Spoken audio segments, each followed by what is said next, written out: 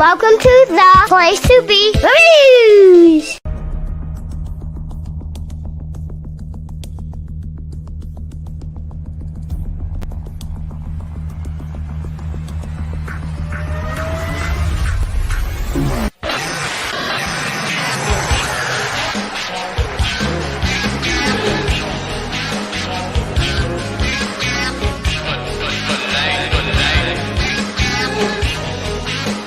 The following announcement has been paid for by the New World Order.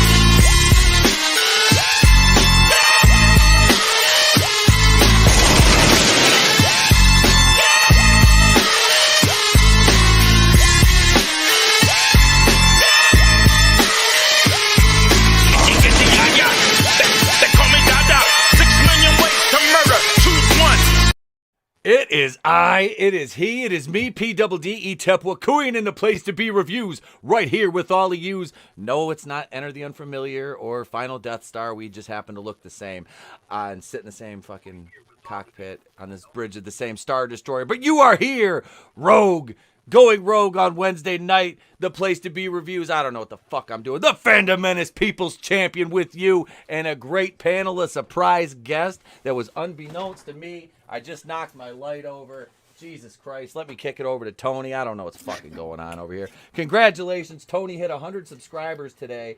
All that in his first day on the interwebs. Good job, Tony. It's been a long-ass day. Ladies and gentlemen, it's the owner of the worst channel on YouTube, the worst but growing channel on YouTube, and commander to the Legion of Death Heads, the world's wokest warrior, primitive-sided, toxic fanboy aligned with the like-minded, Tony Tone Deaf, rocking with you, going in rogue, the place to be reviews. What's up, everybody out there in the chat? The esteemed panel tonight. I'm looking forward to a great show, and can't wait to get words are hard. Get into some good conversation. Oh, shit. Well, let me welcome somebody back to the program. Ladies and gentlemen, making his first appearance, and it seems like forever. Let me toss it over to my brother, Salvador. Hello, salutations. It's me. Well, I'm back. I don't know what the fuck else to tell you. Thank you to all the randoms that have been keeping my seat warm. It's nice and toasty. Moment of silence and mourning for all of them who are crying, wishing that they could be here to ride your coattails. Okay, fuck them. I'm here. I'm back. The filter is gone. I'm no longer polite about anything, so I'm going to tell you exactly what the fuck I'm feeling and what I'm thinking. Nick, how you doing, buddy? I'm doing good, man. I'm doing good. I'm just here riding Pete's coattails, to get to the top. That's what I'm doing right now.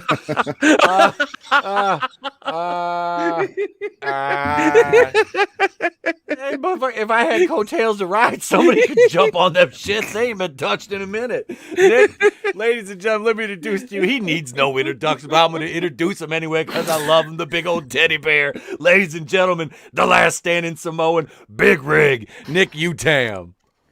God, I just want to say that real bad because I love giving you shit, Pete. I love it. I love it, dude. It's fine, man. I catch more shit than the toilet seat. It's all right. God damn.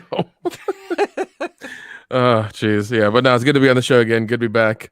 Absolutely. Good to be talking to you guys, and on this wonderful Wednesday night. Yeah, it is good to have you guys. We got Nick and Sal. Sal, it's been forever. Nick, it's been a minute since you've been on, man. Thank you guys for joining us. Like I said, Tony, in his first day on the internet, had a fucking hit video today, man. Let's have a moment of silence for his virginity, for the 100 subscriber mark, man. Onward and upward. I'll fucking drink to that. Excelsior. To be precise, we're talking about his butt virginity. Yeah.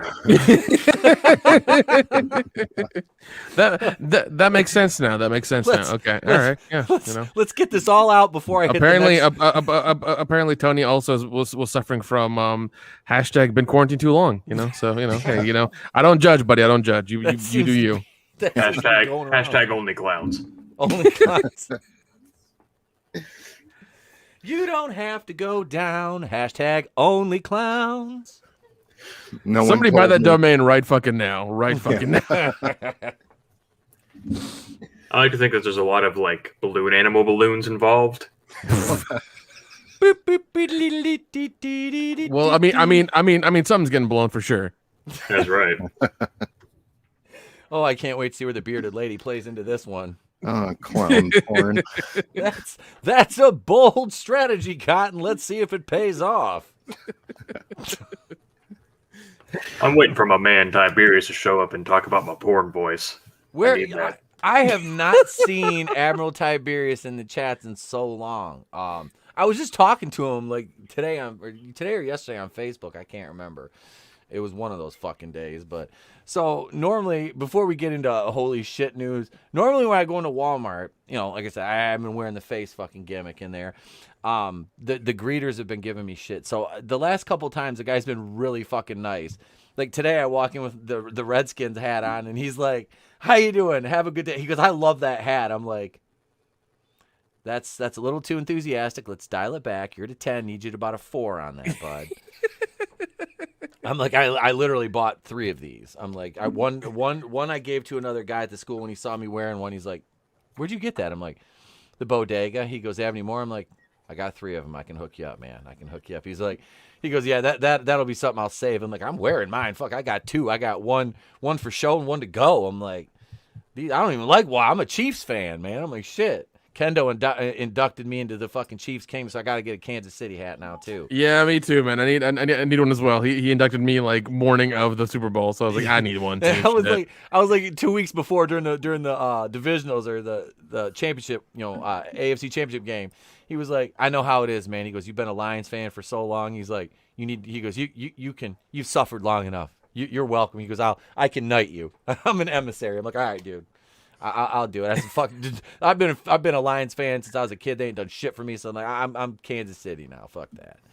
So, and then they lose the goddamn Super Bowl. I'm like, "Well, they'll probably kick me out now." That's just about the way it goes for me.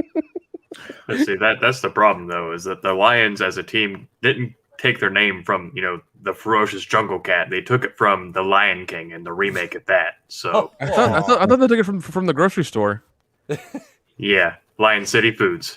Yep, there you Get go. at me. I'm waiting for a team named after Publix. Fuck yeah. A free sandwich with every ticket. They arrested a guy. I should have put this on Holy Shit News, but it seemed a little too on the nose. They arrested a guy walking into a Publix today with like 2 long guns and body armor, and they found 3 pistols on him too when they arrested him. It's like, hell yeah. They should have checked between his butt cheeks. He was helping to make the Swiss cheese. Give him a break. Jeez. That's right. one of the long guns was a musket. I don't know. Fuck yeah. Just like the forefathers intended. No, it wasn't a musket. That would have been cool though. With a triangle bayonet so you can't stitch up the wound. Yeah, exactly. Stick and twist. Oh my god. I'm getting a strike for that. This is community guidelines, I think. Nah. We got to get this. I got 405 subs to go. We got to get this out of our system now. Yeah, fuck it. Because, like I said, the watch hours I'm at 5,000 watch hours. So hell yeah, I'm at like 2. So we're good there. Not 2,000 either, just 2. Oh, just 2. Oh damn. And an hour and a half of that is me watching my own videos to make sure I didn't fuck them up. He's like, I just put it on. Dude, where do you think I got them all? I just put my Batwoman reviews on repeat when I go to work in the living room. There's 52 videos there. Hell yeah. I said, this is a hell of a deal for a Star Wars and Marvel channel. I have 47 Star Wars videos now, and I have I don't know, countless Marvel videos that nobody fucking cares about. And I got all these Batwoman videos like hit, and I'm like, motherfuckers. You everybody betrayed me. I'm fed up with this world. They just want to hear how shitty Batwoman is, because I mean it's gonna get a 3rd season and then it's gonna be canceled. I got one. I feel like Rocky over in the corner. "Hey, cut me, man! Cut me!" If we're being truthfully, like truthfully, brutally honest with ourselves, it'll get 3 seasons, and then somehow, by some reason, it'll move over to FXX and get a 4th season. Wait, is FXX a channel or a streaming service? It's a channel where shows go to die usually. Oh God. Oh shit! So I probably get that on my cable. Oh great! I'll be stuck reviewing season 4 of it. Probably. Too. It's like an offshoot of FX, and like they even moved Always Sunny over to that when they were trying to get rid of it, and it's still going. So it defied the odds. Jeez. FXX is like as close as you can get to streaming service without it being like they'll do a 12-13 hour block of The Simpsons and then a new episode of It's Always Sunny. Oh my God. Well, yeah, I guess the Simpsons are over there to die as well because people just don't want them anymore. Somebody take them out back like old Yeller and just put one in the back of their fucking head and bury them. God. I'm talking about The Simpsons. Relax, fucking community guidelines, watchdog ass fuck. The Simpsons will be around long after we're gone. I don't think so. I really do think they're on their last leg. I really do, because Disney owns them, and I think I keep hearing little articles pop up where just like they can make more money syndicating them instead of keeping them alive. In 10 years, we're going to see flashback episodes of Homer as a teenager in 2011. That's right. Jesus. Now, see, I think you're safe, Pete, because we're talking about The Simpsons, right? So all these automated things are watching for shit and all that. They like the e-girls, right? And it's known, it's a fact that they're all based in Springfield because they're all Simps, son. I fucking missed you. Well, I wish my parents said that, but that's fine. I got back from the Middle East and they're like, "Oh fuck, you lived." Oh damn! Oh damn! Oh damn! Speaking of the Middle East, man, before we get into holy shit news, did y'all hear about Anita Sarkeesian, the Count, fucking showing up again? No, what happened? 6 days in Fallujah. I guess it's getting ready to come out. Obviously the game is based about it's 2004. I think 2005 we're in Fallujah, trying to take the city. I can't remember. That's not my area of expertise. But there, she's apparently, her family was living there. Not her I don't know. Her family lived there. Or she had family live there, so she's traumatized by it. So she's trying to grift and make money off of it now. The answer you're looking for is American #1, baby, 9/11. Never forget. Woo! That's the answer you're looking for. Oh my God. So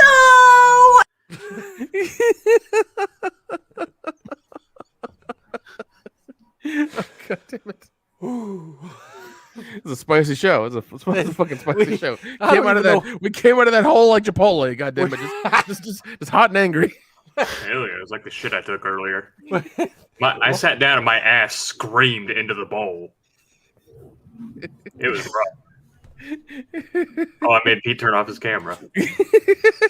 Pete's like, I'm just gonna end the show right now. Thanks everybody for watching. It's been 15 minutes. Thank you very much, ladies and gentlemen. This has been Going Rogue, episode 15. Good night, everybody. Be sure to tip your waitress.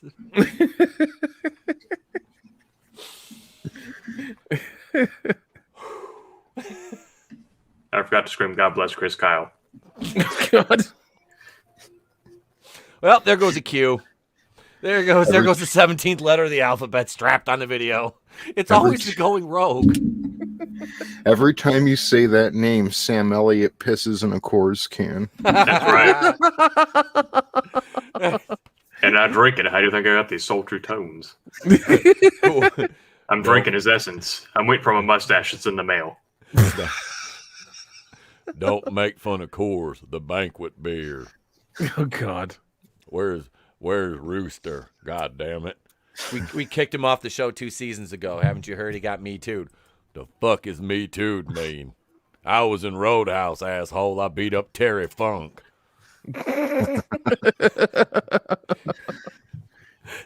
Oh, shit. So, all right. I guess we can go into holy shit news. I mean, it's already been a holy shit show thus far. Let's just keep it going, shall we? Here it is, ladies and gents. Holy shit! Are you thinking what I'm thinking? I don't know. Were you thinking, holy shit, a swordfish almost went through my head? Holy shit! Holy shit! And all the assholes want us to shit all over everything. Holy shit!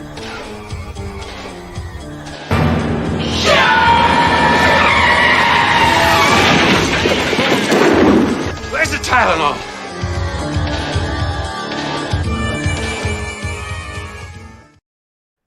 So long, Bowsy.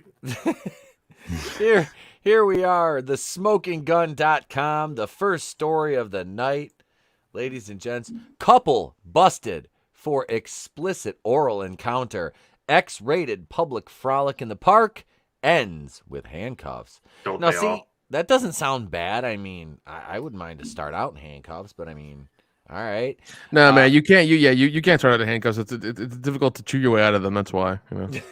Speaking of Chris Kyle. Hell yeah. I was gonna say, American Sniper, is that you? I bet you that he trims his pubes into a mustache, just grows the ball hair real long. So that way he does it for all of his dick pics he sends. That's right. So the carpet can really match the grapes. You know what I'm saying? Hey, Mad Mardigan says, craziest line in any movie ever. I used to fuck guys like you in prison. Who says that during a fight? I just kiss him on the mouth. Oh, God. Haley Chow says the woman looks all right. She's like that last call. I get more and more afraid to meet Sal in person. Just like he's gonna grab my ass in public one day. It's like okay, it's Sal. It's fine. It's fine. Yep, take a big old hand to that ham hock. Hashtag been quarantined too long. Oh Jesus! That's right. What's up, superfan Adam Shawhan, Mad Mardigan, Keely Chow? Thank you all for joining in. Damn man. Wow, yeah, this she looks like she's got some miles on her. This woman's been rode hard and put away wet. Hey, I'm just saying. She's she's only 22. Hey, I'm kidding. Oh, woof. All I'm saying is that they're either a 0 or a 1. Either you smash or you won't. Yeah, this is true. You know what? She looks like the person that smokes cool cigarettes. Hell yeah. Oh yeah. She sounds like this. How you doing, kids? Whoa, Jesus, lady, you're freaking us all out. No, this is what a 22-year-old looks like where I'm from, basically. I mean, Oh damn. See, personally, I like ladies I like them to sound like this. Yeah, That way, I get extra hole as an option. Variety is the spice of life, gentlemen. Jimbo, that hurts. Ow. Hey, Daisy Divine is here. What's up, Daisy? I don't know the safe word. My battery's about to die. Well, I guess you choking through that neck hole tonight. Oh, God. Along with drunken collegians rampaging across Florida this weekend, a couple in their 40s allegedly engaged in an illicit spring break encounter that ended with their arrest for lewd behavior in public. And God knows they would not have been arrested if they were more aesthetically appealing to the eye. According to police, Grant Mulder and Dana Scully, 41, were spotted Saturday afternoon around 1:45, trysting in Largo Central Park in Largo, a city in the Tampa Bay area. The couple, cops say, were spotted near a veterans memorial inside the 70-acre park. I told you, never forget. Look right there. America. Now, see, I find it really fascinating. Okay, whatever. Sorry, pop up on my computer. What I find very interesting is that they're arrested for their little tryst, their little public lewd, whatever, and no mention of social distancing. I mean, you can't fuck from 6 feet away. The ladies on the internet make you differ. Continents away. Mad Mardigan says, if you just slightly change the mood of the fight in Roadhouse, it gets really close to being Brokeback Mountain level of uncomfortable. Hell yeah. Yeah, if you slow it down by 75%, you can get that effect. That's like the scene in that not last week, but the week before, the episode of Batwoman, when Alice was pouring that water in Tatiana's mouth when she had her hand cuffed to the ladder in the sewer. I slowed it way down, and it's just Tatiana going like this, and Alice is pouring the water, and Tatiana's just going, It was like, What you know, I was like at that point, what else could I do but say The lesbian! See, all I'm saying is that this is breaking news. This is a public first announcement, whatever you want to call it, premiere news. Actually, myself and YouTube's algorithm are going to be filming the sequel to Brokeback Mountain called Brokeback Mountain 2 Back in the Saddle because I'm continuously getting fucked by it. I shouldn't laugh, but it's fucking true. It Oh is. God. Oh fuck yeah, it is. I feel like her kid's gonna grow up to be Eminem. Hell yeah. Peanut M&M. Peanut M&M. Oh my God. As detailed in one arrest affidavit, a Largo Police Department officer witnessed Bao lying on her back with her legs spread apart and her vulva exposed as her boyfriend and co-defendant performed cunnilingus on her. For those unfamiliar with the term, Good for Oh him. my God. Officer Lawrence Trinka noted on a second affidavit that cunnilingus was better known as the union of the mouth with the vulva. I was hoping that he'd be like, actually, in my defense, I was performing analingus. Hashtag Ebola crew. Oh my God. I love that they I love that this couple's in their 40s. Yeah. Also, like they're like 18 and 20-year-old kids around them, and these two are just like, fuck it, they're never gonna find us in this. No, I'm gonna show you how to do it from back in my day. this is how I did it on spring break. God damn it. Apparently everybody's frustrated with the fucking lockdown, and then it's like, fuck it, we're going to Florida. We're doing whatever we want now. It's You know what? We've got out. They're like we pay a mortgage, but you know what? Fuck it. Let's go fuck in the Veterans Memorial. Yeah. Fuck this Hell yeah. lockdown. Interestingly enough, though, he didn't have a beard before he did that.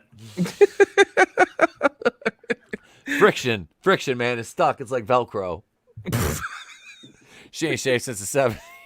oh my God. And she's 41. Do the math. Oh damn. Since birth. That's right. Brought a lot of bush lattes with him. Mulder and Bao, the patrolman reported, were visible to park patrons as well as pedestrians and motorists passing by on a, quote, highly trafficked roadway adjacent to the park. The affidavits state that there was an indication of alcohol influence with regard to both defendants. Pictured above, Mulder, who is known as Buddha, and Bao were arrested and booked into the county lockup on misdemeanor counts.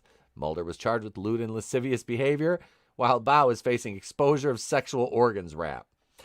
Bao bonded out of jail early this morning after posting a $150 bond. Mulder today entered a no contest plea and was adjudicated guilty by a judge who fined him $600. Jesus Christ, I had to pay more for that than a minor marijuana charge. Hold on. They made this big fucking deal and put their faces and plashed this whole thing on the internet for a total of $750. Yeah. Hell yeah. It's kind of worth it for a little oral in public. And Yeah, man. I mean, if it costs that much for a good time, fuck it, man. Florida's a place to go, people. Now you've got people like me talking about you on the internet, making you internet famous for like your 5 minutes. You don't even get 15 out of my show. You get 5. I can't afford a suite over at the Radisson, but I can afford a BJ in the park. That's right. Instead of Shakespeare in the park, it's cunnilingus in the park. There you go. There you go. So seriously, dude, my weed charge in 05 cost me like $3,000, and it was a gram. This motherfucker, Okay. I thought you said it cost you 3 grams. I was like, man, you got off easy. I did, man. That's shit. That's like that. Back in them days, that's a $25 sack right there. But that is nowadays. Back in my days, a sack of Joia, and I'm not talking. Never mind. I'm not gonna. Make that joke. I'm already wearing a Redskins hat. I'm not gonna make that fucking joke tonight. Oh yeah. So $750 to fucking go down on a fucking trailer park queen. All right, good for you. Good on you, fucking Fox Mulder. All right. Yeah, in Florida is $750 cheap, more richer. They're telling you. I'm telling you, man. Yeah, I mean it's funny, but like it seems like Florida's becoming the new Vegas now. Everyone's like, it's becoming America's playground because they don't give a shit. Yep. They're like, you know what? There's 75 new variants of this shit running around. We don't have mask 76 mandates. now. 76. Yep. Fuck it. After this guy fucking got cunnilingus in the park, now we got 76 variants. No, I mean, whatever. Fuck it. We don't care. Just fucking do it. If you want to go down and abroad in the park, Just do it. It's all right. You don't have to go to Texas to do this or Mississippi. Just do it here in Florida. We're good. We're Weirdly fine. enough, we have our first confirmed case of Covag 20. She caught it from his beard. That's right. Lots of critters running around in that thing. It is pretty glorious looking, though. Hail, Angelus Draven. What's up, brother? What is going on, sir? Let's see. We got the next story here. Let me get this queued up. And we will be off and running. Now, this is another great story involving alcohol. Not this young lady right here. DUI suspect had vodka stash under her bra. 8-pack of booze found by police following bust. Huh, bust, I'll say. Oh, Jesus. Yeah, now I know why. I was like, man, how'd she do that? Now I know. Now I know why. Hello from the other side. Oh. I think I found what's eating Gilbert Grape. After transporting a Florida woman, another one. We might have a hat trick on our hands tonight. After transporting a Florida woman to jail following her arrest on DUI charges at a McDonald's drive-thru, cops discovered she had an 8-pack of vodka stuffed in her bra, according to an arrest record. Responding to a 911 call about a drunk female that is driving all over the drive-thru, police Monday night found Brandy Stanley, 31. Ooh. Holy shit. Jesus. Cocaine's a hell of a drug. I was just going to say that. Perhaps we treated that first girl too harshly. Yeah, that's 31? Dude, she looks 55. Yeah. I Behind feel the... like Go ahead, Tony. I feel like she burns incense and watches Tim Burton, or at least before she got really into alcohol. Is that my sister? The only Tim Burton she watches is Nightmare Before Christmas all the time. Yep. And the bitch thinks it's a Halloween movie. And yes, and wants a relationship like Jack Skellington and the fucking, what's the broad's name in there? Patches? Sally. Patches, Sally. Yeah, that's right. That's right. Sally. That's Patches O'Houlihan. Oh my god. Patches O'Houlihan. If you can dodge a wrench, you can dodge a ball. She could not dodge anything, especially the fucking buffet at Sizzler. I mean, she was a McDonald's, so Yeah. I like She's to think that she pulled up. She's like, just fucking lay up the nuggets right into her mouth. Just Oh, hey, look, I'm here, folks, to spread my vampire AIDS.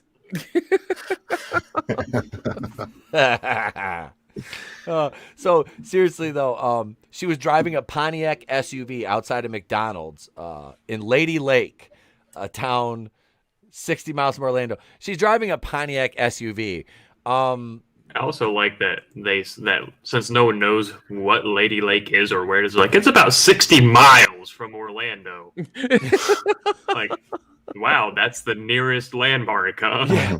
There's nothing else within 60 miles of Orlando in any direction? Not that we probably couldn't see this bitch from space, but we'll go with Orlando. They was picking her up from the Hubble telescope. They're up there going, what the fuck is Mercury doing near Orlando? The people in the drive-thru were throwing chicken nuggets out the window and they were orbiting her in her car. Jesus Christ. A ring of nuggets around her car, that's it. That's all it was. And I fell into a burning ring of nuggets. I was going to say burn a ring of fire. I was going to say, no, that was the last one. Stanley, who had been eating in the vehicle, smelled of alcohol, had glassy eyes. Her face was flushed, an officer noted. That's just because she's already have a heart attack. Look at her. Jesus Christ. Additionally, when Stanley exited her car at the cop's request, she swayed from side to side. Wasn't that just a song? Moving my body from side to side. That was 3-6 Mafia. Oh my god, dude. That was forever. That was 3-6 Mafia. You know what I'm talking about. I know. They're lucky, because if they played Lean Back, that bitch would have fell over. I think she is. Is that Fat Joe in a wig? Oh god. She broke the fucking concrete. Oh my Those god. vodka bottles had to stink. Like they had to be a little wet and Oh man. And at least she's self-aware. Like, okay, I could hide this anywhere in my vehicle. I could, but she puts it in her fucking bra because she knows no one's trying to go in there. Yeah. Oh, there's always something. Yeah, right, dude. I guarantee you she's dating a guy that looks like that Cletus guy from The Simpsons. It's got like 70 kids. Either that or no. I'll do one better. The redneck from the Cleveland show that was married to the chick that rode the rascal around. There you go. Yeah. That's what her man looks like. Yeah, listen, you never seen love like Trailer Park Love, okay? It's fucking weird. I was gonna say it's like a goddamn freak circus, okay? It's weird shit there. Dude, this is basically like the story of the town where I grew up. Hell yeah. I mean, in her defense, though, I mean, that's a good hiding spot because the last time anyone touched her titties was probably like in high school when Stan was trying to fondle her underneath the bleachers at gym. Exactly. I feel like all the McDonald's like secreting out of her body made the vodka labels like transparent, like they're probably cheap plastic bottles with little paper. Hell yeah, they're all wrinkled and shit and sliding off. That's how they found him, man. She sat down, they went boom and shot out like bullets and hurt somebody. Wait, Geeky Pixie's here. What's up, girl? How you doing? She says, she fit in a Pontiac. That poor car will never drive straight again. I was gonna say, if anybody got busted for hiding vodka under their tits in a McDonald's drive-thru in a Pontiac SUV, this is the sponsor they're looking for right here. Remember, Pontiac used to have that driving excitement fucking slogan. This bitch needs a sponsor. Okay. All she drives is now a low rider.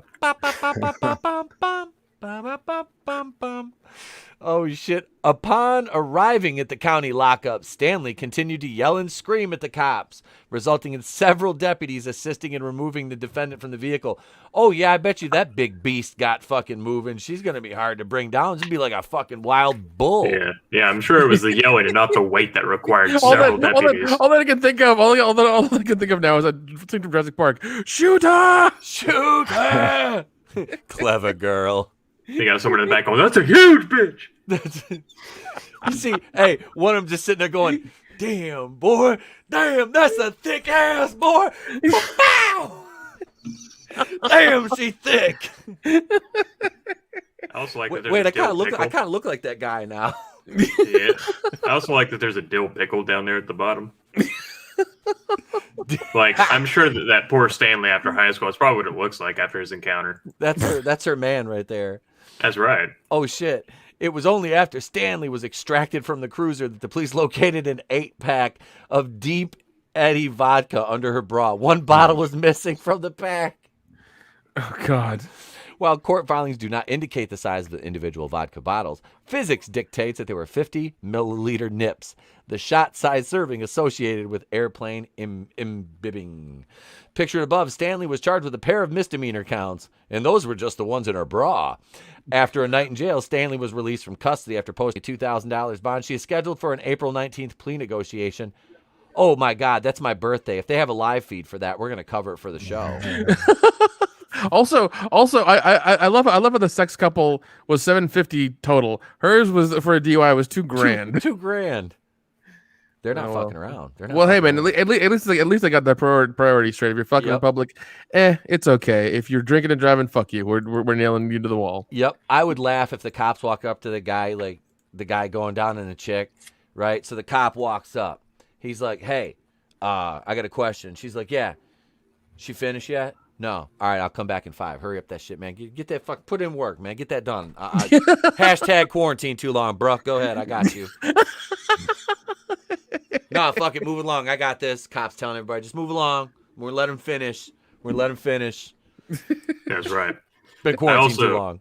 I won't lie. I read ahead a little bit, and I misread that as 50 millimeter nips. I was like, why did they measure her nipples? I mean, I'm not surprised at the size, but like, well, they'd be like the mouth. They'd be like the mouth of my Yeti. Oh, jeez! I just spilled it. At least it wasn't on my keyboard. E-Tap's all wet now.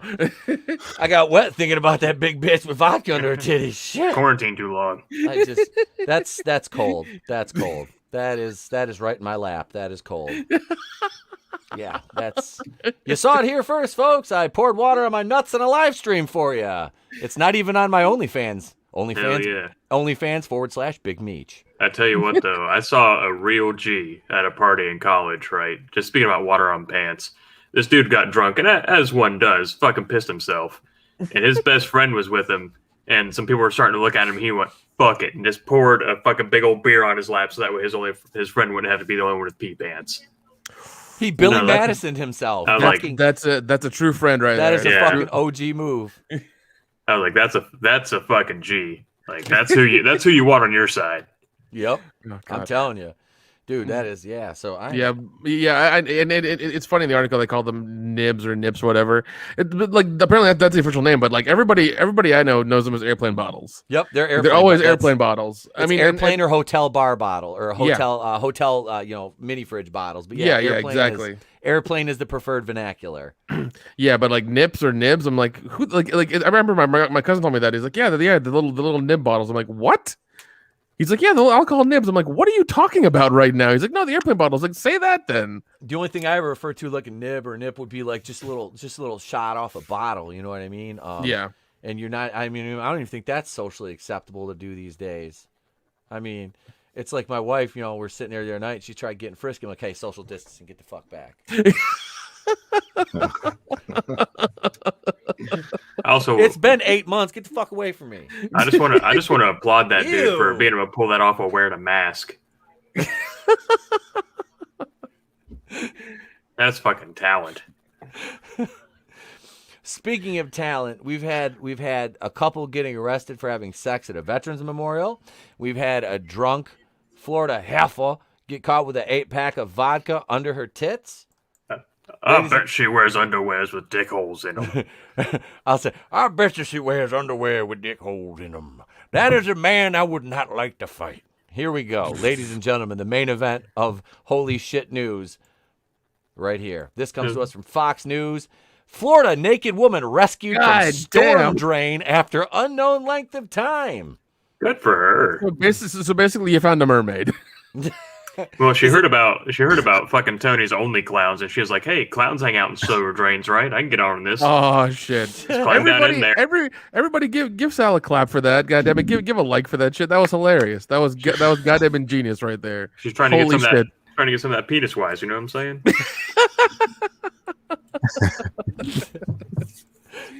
I don't know what was funnier, the fact that I turned Pennywise's name into a dick joke, or that I said penis.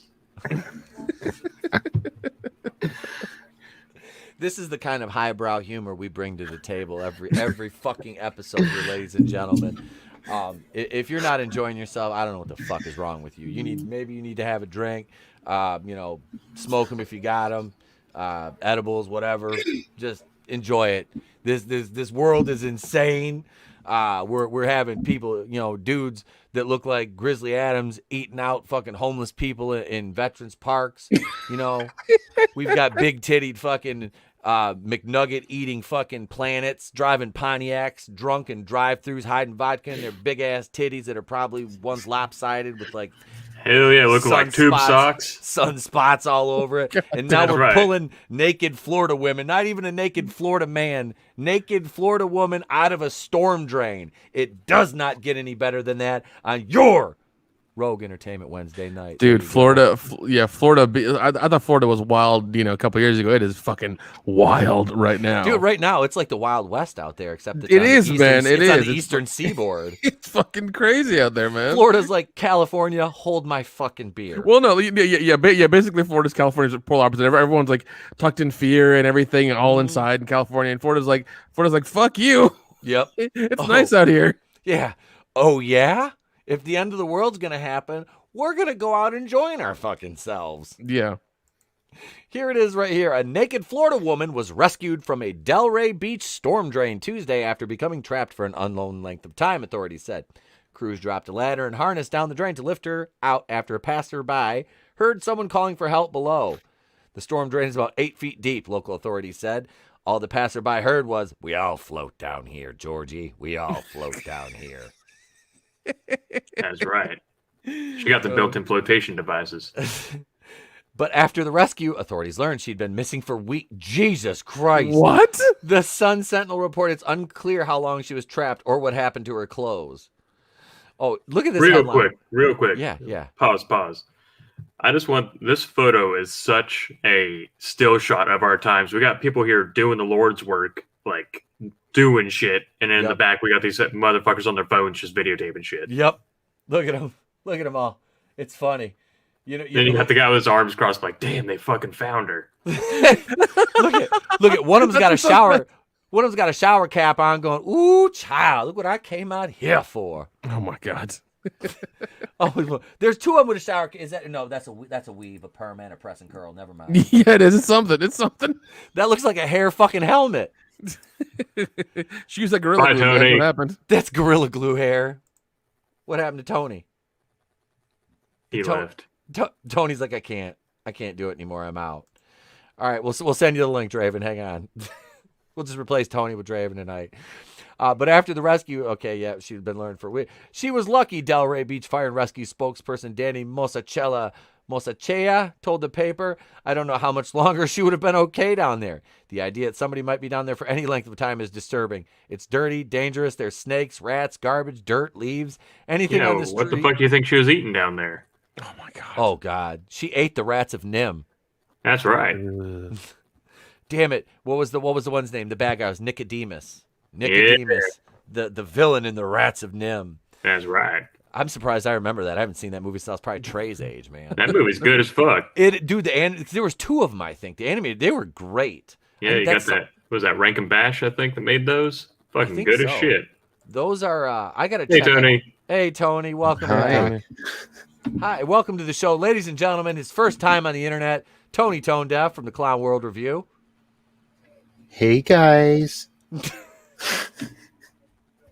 Oh, damn you, Scuba Steve. Images of the operation shared on Facebook by Delray Beach Fire and Rescue show first responders holding a sheet around the drain for her privacy.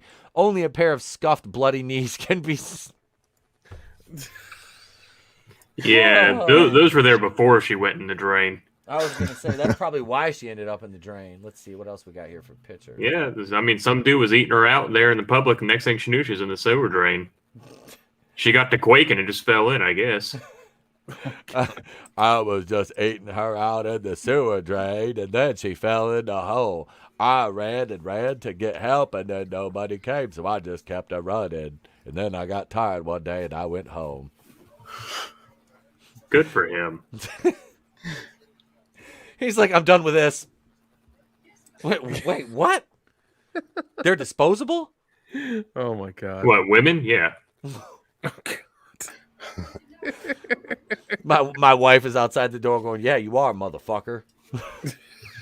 She's out there with loading up the 5.56 going, yep. Oh shit, there's a community standards violation. What is that? What is that? The seventh or the eighth one? I think that's the eighth one, and we're not even an hour in. Yeah, no. It'll be all right. Nah, it'll be fine. 45 minutes in, I've had 45 minutes in when the edibles, the pen, and the wine kicked in. We were 8 community violations deep before they pulled the stream down. I'm going to text her and ask her for a refill here in about 10 minutes to watch. Hello, Mrs. E-Tap. She brought me popcorn the one night. We were watching a movie on Adam's channel. She brought me popcorn. I texted her, I'm hungry. Her and Trey come and brought me popcorn. Yeah, he'll undoubtedly try to make if he wakes up in time, he'll try to make an appearance before the end of the show. He's been popping in. Trey does pop-ins now. Oh, good for him. Oh yeah, Friday night he learned the use of a new word. His new favorite word, thanks to Uncle Red Gaze, is diarrhea. Hell yeah! So I put the headphones on, and Red's like, "Hey, buddy," he goes, "Hey." Diarrhea. Trey's like, diarrhea. I'm like, oh, fuck, here we go. So, yeah, that was... Man, you got to start teaching him the songs, man. When you're sliding into third and you feel a squishy turd. Diarrhea. I was going to go all the way back to first, man. We slide into first, you feel a sudden burst. Diarrhea. No, man, I jumped straight to home base. I'm telling you. Look, somebody was watching, they left, like, no, they're doing shit for Parenthood now. I'm out of here. Fuck this. We're gonna queue up an article here. I am going to, let's see here. What do we got? Let me find it. Oh, Jesus, help me. Grace. All right, you crazy bitch. All right, here we go. Let's see. We'll do this, and then we'll be right back with an article. Well, I guess I answered that. What? I guess I know what you do with that mouth now. You know what that mouth do.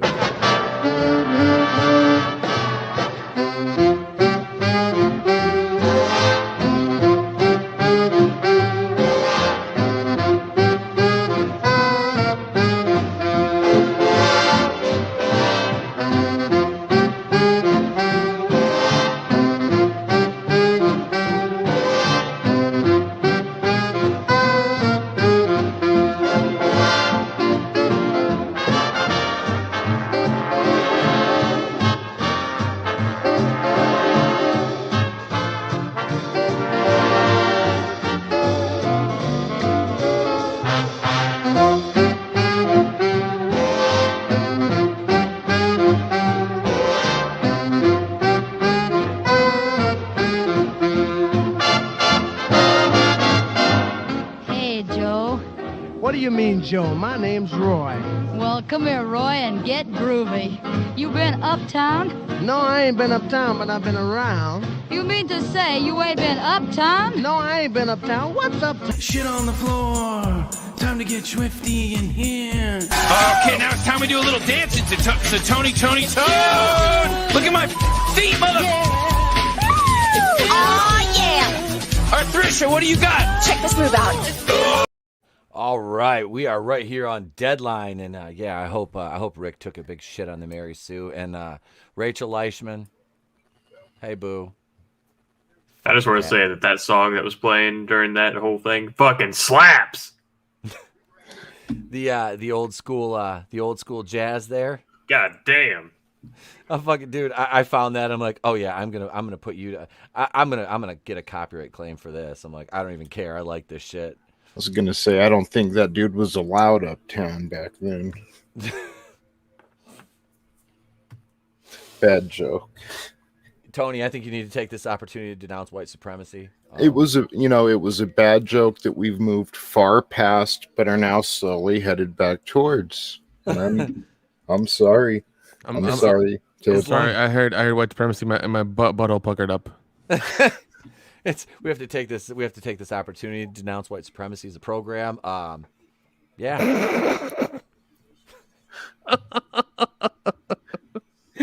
Oh god. National Treasure TV series with Latina lead, greenlighted by Disney Plus. Mira Nair to direct, fans gaslighted. Got it. So wait, oh god, they're doing so they're not having Nicolas Cage reprise his role in the TV show also? Right. This is the thing. You ain't doing shit else. Yeah, about to say you could get Nicolas Cage right now, right? For like $1 I could, and dude, 4 nuggets. Like, that's what you can get him for. And right there, it's a booby vodka. Wait, that's right right there. Yeah. If you give him $1 and 4 nuggets, all right. So a 4-piece nugget is $1, all right. Mm-hmm. So give him the 4 nuggets, because if you give him $1 plus the 4 nuggets, you got $2 invested in this, which means you start out from a net loss already. All right. So I would just go with the nuggies from there, and then maybe at the back end through royalties and residuals, he gets that extra $1. But let's wait to see how the profit margins play out at first. I put some thought into this one. Also, I feel like, and I know this is going to get me in some shit, but I'm going to fucking say it because I'm thinking it. We're all thinking it. I don't think that this Mira Nair, whoever greenlit this project, was fucking thinking at all, because isn't the whole shebang of the National Treasures like the steal shit, like the Declaration of Independence and all that? Mm-hmm. Yeah. Okay. See, let's think about that headline and stealing national treasures, and how well you think that's going to go over. So you have a Latina lead stealing national treasures. I'm not very progressive. Oh my not god, very progressive at all. But very woke. Very woke. Seems kind of racist to me, but maybe I'm wrong. Seems no, a little bit. It is, and I'm sure Mira Nair is probably a black female who's going to direct this whole thing and make it all cool and awesome and modern and powerful and ballsy and whatever else. But it's just gonna like, this is another reason why you should totally unsubscribe from Disney Plus because of this bullshit. Wait, what is she is Indian. Whoops. She is Indian. I had to look it up. Racist. I'm like, racist. Yeah. Wait, hang on a second. Wait, Nick, are you? Wait, okay, Nick, you just broke my mind. Hang on. I know. I broke know. my mind. I'm like, I know. I'm like, wait, isn't Nick? Wait, just hold. Wait. I guess. I hit tilt. I hit fucking tilt, Nick. You made me hit tilt. I guess I got to support her. God damn it. All right, fine. Speaking of, I've been meaning to ask you, Nick. Are you planning on celebrating Holi on Monday? I know I can't because of the beer bug. Oh, okay. I don't know if that was something you actually observed or not. I do, but once again, the beer bug. Trust me. I had things planned last year. I was gonna, get all holied up and try to fuck bitches and drink some sangria. Just have a good time. Hell yeah! Nice. For those that don't know what Holi is, I highly recommend you look it up because it's a fun time. Yeah, I'm sure it's in a Simpsons episode somewhere. Somebody can watch. Hell yeah, poo. Yeah, he's not around anymore though. So I don't know. Funny thing is that an Indian guy got him kicked off of fucking Simpsons. I was racist. Racist. Yep. I was gonna say, Nick, how did you feel about Apu? Were you deeply offended and disturbed and triggered by Apu? No, I was. He was always the point of like. It was always like the conversation. It's like, oh yeah, you're Indian like Apu. Like that was always the thing people would say to me when I was a kid. I was like, okay, cool, whatever. And I didn't watch a lot of Simpsons. I was aware of the show. I wasn't really aware of the other characters besides the Simpsons. I wasn't a big fan, nor am I a big fan now. And so that was always the point of like thing. It's like, oh, okay, no, And then after years later, I figured out who Apu is and what he was and everything. And I was like, okay, cool, he's on there. That's great. It's better to have that than having like, oh, you mean you're like this terrorist from that old 90s or 80s action movie? It's like, yeah, I'll take Apu over that. Oh, you must really love Harold and Kumar. I did actually. Those movies are fucking hilarious. They were, dude. Neil Patrick Harris and those stole that shit. Stole it. The only thing is, I feel bad for Cal Penn because every show he's in gets canceled. Yeah. He has not had good luck at all, and he's had some decent roles, but it's just like, why? And I think a long time ago he I posted on Instagram or tweeted out like a little snippet of like the Harold and Kumar cartoon, and I was like, why aren't you doing that? Why aren't both of you doing that? That's everybody wants that right now. Yep. You could make so much money doing that. That's because Harold went off to go be in wasn't he in the J.J. Abrams Star Trek movies? Yep. Yeah. And then Kumar went to go work for the White House for a little while. Yeah. Yep. But I feel like he got completely passed over for Camille for the Eternals. Yeah. Like completely. I mean, that's kind of, because of racism. They're only allowed to have one famous Indian guy at a time. So yeah, that's actually true because once I got a refill. Because once Cal Penn, kind of was, put in the back burner, you got the guy from Silicon Valley now, who's the well, actually no, it was Cal Penn got put in the back burner, then it was the guy from what the hell's that show? The nerds who go to college and there was like 12 seasons of an NBC show. Community or something. It's not Community. It's not Community. Are you talking about Big Bang? Yeah. It was Big Bang, and then it was Silicon Valley. So you can only have one prominent brown dude be famous at a time. There's only room for one. Damn it! Just for the record, I don't like the watch. Highlander. I don't watch any of those shows. I think I've just seen Community on Hulu, just a still image of it, and just thought nerds that go to college. I don't even know if that's what the show is. No, Community's a fun show. And here's a funny thing. Here's a funny thing. The Russo brothers started in that show. Like they started directing that show, and I think they made it as well. And that's how they got into Marvel. Actually, it's funny because I think the last episode of Community they shit on Marvel and the Marvel universe in the last episode. It's fucking hilarious. It's funny. That was also the show where Dan Harmon started cutting his teeth. Yep. From fucking Rick and Morty. Mm-hmm. The Cobra Kai writers, the people responsible for getting the actors together and all that, they same ones that did Harold and Kumar. Dude, where's my car? Hey, should I make him wait or should I do it? Should I make him wait? He's look at him. He's just look at he's begging now. Yes, look at the power I wield. No. Hi, I'm at your house and your pizza's here, noobs. He says, come on, you're welcome, sir. Welcome. Pineapple and black olive. But I could no pineapple. Wait, what? Pineapple and black olive? That is. There better be fucking curry in that pizza. That's right. You had me at pineapple, but you lost me at olives. I hate pineapple on pizza. It's what Deadpool orders. I hate pineapple on pizza. I can't do it. Man, pineapple and pepperoni's the shit. Not to be a hipster, but Deadpool was way cooler before everyone found out who he was. Yeah. That is the most hipster thing I've ever heard you say, Sal. I swear. It's true though. It really is. Yeah. I was gonna say. No, sir, you're the best. Thank you for joining us. You have one of the coolest names in the chat. Probably second to James, the best man in the motherfucking world. That is Draven. That's it. I'm block Draven. Thank you. Block Draven. Damn. Pocket ban him. Yep. That's it. Where's my wrenches at in the chat? Ban Draven. I'm just kidding. Don't ban Draven. No, let's dive into this article. Pete, now I'm fucking hungry. Fuck. Just since we're sidetracked. There's a nice lady in Florida who has something you can eat.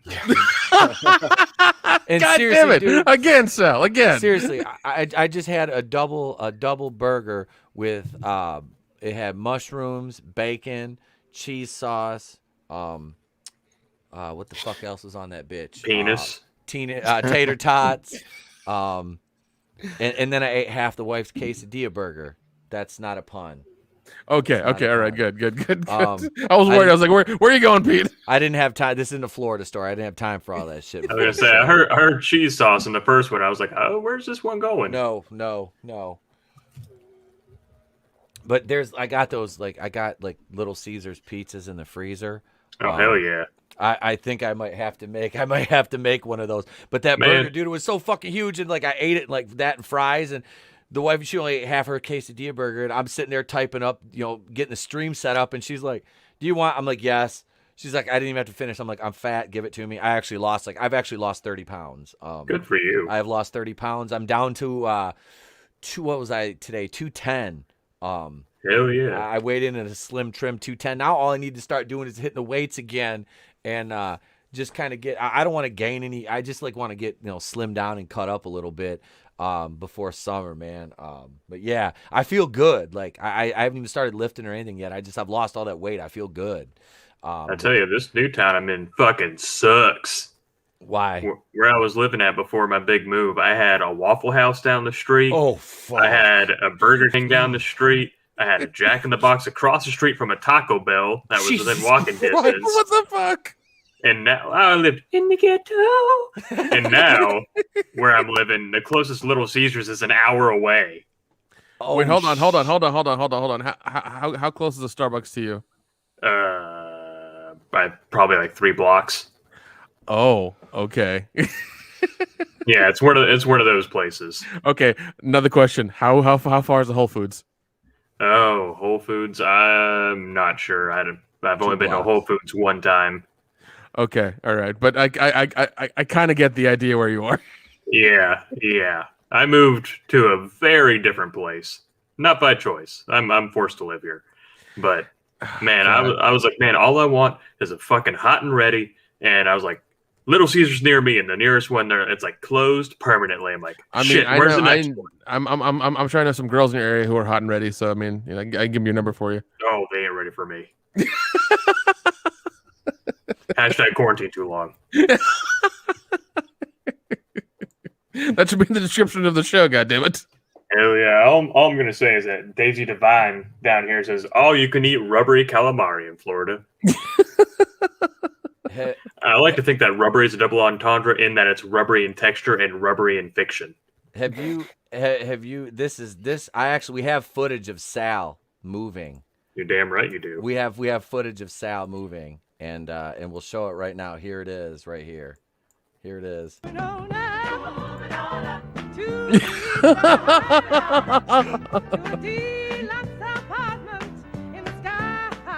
Copyrights. Yeah, see, when you said image of me moving, I thought you were talking about when I was a Chippendales dancer, and I was like, "Oh, here we go." I was gonna play the Chris Farley. Hey man, I don't judge sex workers, man. You got to make that money. You do what you got to do. That's right. Yep. That bow tie was restricting.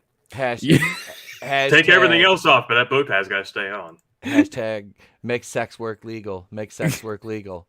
That's right. Hey man, one of our guests, Jennifer Thomas, she is not in that line of work, but she books women in her wrestling promotion that are, and I've watched some interviews and some footage and things, and I mean, they're doing the thing, making their money, so make it legal, make it safe for them. I will. Is it stunning and brave that I come out and support that? But I kind of do. Because some of them, I mean, hey, I'm working on things behind the scenes here. We're trying to expand the guest list on the show, so we're going to treat these ladies like they're not objects. Can't say it with a straight face. No, really though. Wow, we're working. I'm working on a few things behind the scenes here. Man, I can't wait for that interview. That's gonna be a lot of fun. It's gonna be a lot of fun. Absolutely, man. Machiny90 says, "What's up, guys? Hail Machiny, and congratulations. Mac just hit 500 subs the other day, so congrats to him, sir. Good job, brother. He's a great artist. If you haven't checked out Machiny90's art yet, I suggest you do so. He's a wonderful artist." One of the great artists of the fourth wave of the Phantom Menace. Check him out over there. Let's see. It says, this project from film's producer Jerry Bruckheimer and original writers Marianne and Cormac Wibberley. I couldn't get any more Caucasian, could they? Is a reimagining of the national. I love this word right here. It's a reimagining, which means it's going to be stunningly brave and diverse for no apparent reason. Reimagining just means it's in a parallel universe where this shit happened differently. Yeah. This is not the way that shit went down. Of the National Treasure franchise, written by the Wibberleys and be directed by Mira Nair, Vanity Fair. She works for Vanity Fair? I don't know. This series explores the timely issues of identity, community, historical authorship, and patriotism, told from the point of view of Jess Morales, a 21-year-old dreamer who, with her diverse group of friends, set off on the adventure of a lifetime to uncover her mysterious family history and recover lost treasure. Jess Morales is taking the torch from Benjamin Gates, the National Treasure film's protagonist, played by Nicolas Cage. Go ahead, Nick. Oh, sorry. You were going to say something. Go ahead. You heard that. You heard that. I did. I was picking up on it. God. Oh, fuck this project. Fuck it in its horribly big colored ass. I don't care. I don't give a shit. It doesn't like if they make this about Mexicans or Native Americans, like that's fine, but don't hark on this bullshit. Just like all we all want is just good entertainment. As soon as you put in identity politics and force this narrative, I immediately don't want to watch this. I immediately do not want to give it my time. And the fact that it's exclusively on Disney Plus makes it even easier not to watch. Oh yeah. I will watch because I have Disney Plus for free. Because I got everything. Everybody, make sure you watch. Make sure you watch E-Tip's reviews about it. Because I'm not going to review. We'll talk about it on live stream. Let me just say this. All right. After reviewing WandaVision, I learned my fucking lesson because I spent 4 or 5 hours making a WandaVision review, sometimes 6, and it get 20 views. I have almost 600 subscribers, and I would get 20 fucking views on a review I spent 6 hours. I'm like, I'm not doing it. I'm not fucking doing it. I'm done. Don't worry, that ratio gets worse. The bigger I'm sure. I'm waiting for it. But no, it's seriously though. It's like I'm not gonna review this shit. It's like Falcon the Winter Soldier. I'm like, fuck that. I will talk about it on Friday nights. Thank you, Sporking News Podcast. Hail, brother. Hail, Scotty. Thank you for stopping in, Machiny, bro. You're welcome. Absolutely, always support fellow creators, especially artists, writers, the comic skaters, everybody, man. Everybody's welcome here. We don't fuck around. We're a very open and accepting corner over here, the Fandom Menace, where we like to we've carved out our niche. So absolutely, man. We love our creators, man, and you people, you guys that are doing the thing, the artists, the writers, that is Absolutely, because we bitch about bad entertainment all the time, and it's like we want stuff that we can talk about that we like, man. Like Tony Oz, his book Everlasting Survivors, fucking great book, dude. Yeah. I just started reading it. I actually, Trey and I kind of sat down. I was just kind of, he's still kind of learning, so it's, I can't keep his attention too long, but he seemed to like it. It's great. Jeff, that's one Jeff illustrated. There's two different illustrators on it, Jeff and somebody else. I don't know the somebody else, so he doesn't get his name shouted out. No, I couldn't remember it. But no, it's a solid book. Like I said, the story, I like the story so far. Of course, it's the one guy. It's Oz was a wrestler too. So I love it, man. We backed Shadow of the Kraken, another great friend of the channel, Vinny Tartamella over at Vinny Art. Go check him out. He was former toy lead designer over at McFarlane Toys. Now he does comics. He's got 6 campaigns fulfilled since all this bullshit started. This COVID stuff. So I mean, he's doing the damn thing, man. So yeah, Red Gaze with Sun Sworn, Miriam Nawa with Bonds, The Drive. If you like werewolves, check that out.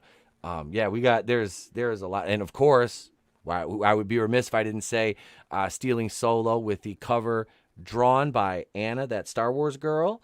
Painted by Anna. Painted by Anna. Jeff drew it. Anna painted it. Yes. So back that there's a whole bunch of stuff. See, there is good entertainment coming out, ladies and gentlemen. We're not just blowing smoke. There's fucking great entertainment coming out. We don't all have to settle for what was her name? What the fuck was this girl's name? Let's see. It don't matter what her name is. It doesn't matter what your name is. Yeah, just you and your diverse group of friends, Jess Morales. Just so everybody's aware, Stealing Solo. Here's the story in a nutshell. I guess in the story we're all living together, all the bullshitters. Jeff sees the first Disney Star Wars movie and is really distraught by it, and he's really depressed. Me and Kendo go kidnap a famous old Star Wars celebrity and have that celebrity perform the movie we've written and we've made correctly in our basement, and shenanigans ensue. I'm real glad that you didn't pause too long, because I was about to be like, when you're like, have him perform, I was about to be like, Cunnilingus at a Veterans Memorial. I knew that. I knew you were waiting for that. That's why I kept going on. Hell yeah. Nick's like, I'm just gonna filibuster. Yeah. I'm just filibustering this. That's fine. It'll be fine. So yeah, has anybody else gonna suffer with me and watch this? Absolutely not. God damn you guys! Seriously, nobody else is gonna watch. This man is an island. Incredibly diverse National Treasure reboot. Nobody else wants to watch that with me. Nah, man, I'm good. Yeah, if I wanted to torture myself, I'd hire Dominatrix. Dude, I can put you down with some great ones in your area. Actually, I have one in particular. Depending if you're in the ATL or if you're in the other place where you like to hang your hat. Okay, I know one in particular over there. Yeah. We might have the same person. We might have the same person. I'd give her all the money. All the dough. Just take it. Just take it, girl. Just take it. That's more interesting to talk about than diverse National Treasure. Yeah, it is. Yeah, it is. Really, like that was there two. There was National Treasure and National Treasure, the Book of Secrets or something. Yeah. Like that. I don't even remember the second one. I can't remember when the last time was I watched either of them. Well, that's because the first one was really good because you had to do with like the Knights Templar and like Secret Society and shit like that. The second one had to do with like the President's Secret Book and other things, and like it didn't make sense the way they made part two, even though they had a good premise. They could have gone with like more Secret Society stuff, but it was basically Ed Harris was trying to clear his name from Nicolas Cage's family, making sure that they weren't seen as they weren't seen as traitors or whatever. And that was the whole premise of part two. And I was like, that's an odd way to jump into part two, but that's a stunning and brave stance to take right there. But it was weird, but that's how it went. And it was just odd. I mean, I do love Ed Harris, but I mean, it was a little, it was this part two is a little too weird for me. Ed Harris was great in A History of Violence. as the villain in that with Viggo Mortensen. Yeah.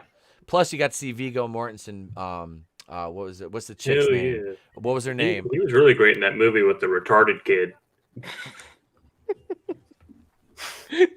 What was that shit called? Lord of the Rings? Yeah. No. I don't know. What movie? Radio. Oh, Radio. Yeah, he was in that with OJ. Yeah, that's right. Cuba Gooding Jr. played OJ. Oh my God. He was good. He was good as fuck. And Travolta was much better as Robert Kardashian than he was as an autistic adult in The Fan. Or in Battlefield Earth. Well, he was also that mob movie that nobody fucking saw. Gotti. Oh, yeah. I've just seen clips of it. And dude, I say this is somebody who is like, I took two college classes about the history of the mafia. Like, that is one of my favorite fucking things is like the mob. I've read like, especially the Gambino family. Like, I've written college, like so many papers in college, not even for my mob classes, about the Gambino crime family. And because that was my background is in criminal justice. And yeah, so I've always like been fascinated with the mafia. So yeah, to see that portray what's his name in Greece? Danny Zuko. Danny Zuko play John. I'm like, this is the retarded alien with dreadlocks from Battlefield Earth. Yeah, it is. No, the fuck you didn't. Oh, it's bad. It was bad. I was like, didn't he die at the end of Greece anyway? What the fuck are you doing? Yeah. They launched the car. They launched the car into the sky, and they never saw them again. So that's right. That was them dying. What's up, Goober Brothers? What's up, Commander Cody? How you doing, bro? How you doing, sir? Cody. When's that new channel coming, Cody? He's fucking. We've been talking about that. We have been talking about that. Cody needs to get it. Talking is talking. I need actions. We want to see. We want to get this guy up and running because with the new direction of his channel, he's doing the paranormal thing. I've got a great community I can plug him right into to help him grow. See that channel get a nice bump from the beginning. Just get yourself established, bro, and I will hook you up. I promise you. We'll put you right in with a great group of fucking people, man. Do that love that paranormal stuff. So oh yeah, dude, I enjoy to be honest, I'm not a believer, but I do enjoy hearing about it. I do enjoy the stories and things like that. And I do enjoy the shows for guilty pleasures because personally I think the shows are retarded. Especially seeing the Ghost Adventure guys. Yeah, hell yeah, man! I'm the same fucking way. God, dude. I just watch them because it's like, yeah, bitch, you got something rigged up right there. No, this is bullshit. That's bullshit. Well, I believe in ghosts. I don't believe in the Ghost Hunters TV shows. That's bullshit. Yeah, man, I'm the same way with the fucking cryptids. Like whenever they're looking for Loch Ness or Bigfoot or Sasquatch, or whatever the fuck, I know they ain't gonna find it because if they did, I'd have heard about it through the fucking interbutts already. Yeah, I have to watch the goddamn shit because I'm like, man, maybe they'll do it this time. And no, man. If you want to hear about them catching the cryptids, you got to go to Reddit for that. That's right. And then I'm sitting there like half a pack of Oreos later, being like, well, damn, I wasted just 45 minutes of my fucking life. Time to watch the next one. There's actually a Bigfoot museum like in like nothing northern Georgia, whatever I've been to. It's awesome. It is a big like they have like footage, they have like little sound clips of like, it growling and the knocking on the trees and shit. Like they got all kinds of stuff there. It's fucking amazing. It's a lot of fun. I like to think they got like a life-size like skunk ape that you can scratch and sniff. Yes, they do actually. That is one of the attractions is the scratch and sniff skunk ape. I need it. I need it. I mean, my uncle works, but I need that. I gotta pull a finger with that motherfucker. Here I am, my first day back on the internet. I'm just breaking shit. I was gonna say between you and Tony, I mean, you've got like maybe a full day and 24 hours on the internet today. Hell yeah, hi Tony. I've never seen National Treasure 1. Really? And I've never seen National Treasure 2. Well, I'm a goddamn national treasure, so you've seen at least one of them. You are. But see, I want to stare at you. The only time I want to stare at Nicolas Cage is when his fucking face is on fire, and Disney can make that fucking happen. Or National Treasure 3 with Ghost Rider. Hell yeah! And instead, They cast the death of fucking Mindy Kaling. Oh, When God. she can't lead, she should be short round. Okay, fine. She is short and round now. Goddamn. When he said Nicolas Cage's face on fire, all I was thinking of was the Wicker Man. Yeah, the bees. The bees. No. See, I thought you were going to say when his fucking face is attached to John Travolta. Yeah. Oh my God! Did you guys hear about that? The director of the new Godzilla Kong movie wants to make a part 2 to Face Off. Oh God. Oh shit! I think ETEP is done. I think he's done. Baba is disappointed. Oh damn. Oh, what? Just what? Did it? Oh, I broke him. Oh shit. He's short now. Starring, You are tearing me apart, Lisa! It doesn't need a sequel. starring Jennifer Connelly and Caitlyn Jenner. Hell yeah. I mean, that's fine. I'll do that. They can face off all day. Caitlyn Jenner was on The Masked Singer. Oh my God! Doing what? What the fuck was he dressed as? It was I can't remember what it was, but he lost, right? And the song that he sang was TikTok by Kesha. And as soon as he came out and started singing, I was like, I told the wife, I was like, that's an old guy. That is an old man voice. Because he's like, and now the party don't start till I walk in. And I was like, oh yeah, that's an old guy. So I was like, that's an old white guy. And he ended up losing, and he takes him, and what's his name? Ken Jeong is one of the judges on there. And Ken Jeong was like, that's Caitlyn Jenner. And sure as fucking shit, it was Caitlyn Jenner. I was like, I told you it was a guy. I told you it was an old white guy. Speaking of Caitlyn Jenner, Goober Brothers, good luck with your surgery. Yeah, man. I wasn't gonna I'm say glad anything. you found yourself. Let's see. He's getting a face-off surgery too, but it's out of the lap of a 48-year-old woman from a veterans memorial. Cody, That shit's it was fucking Cody with vapor a lock, fake man. beard. Oh goddamn! It was Cody with a fake beard down at the Veterans Memorial down there. Because all that modeling glue got stuck to them cottage cheese thighs. Scratch and sniff. What? Yeah, well, it's more of a rub and buff, really.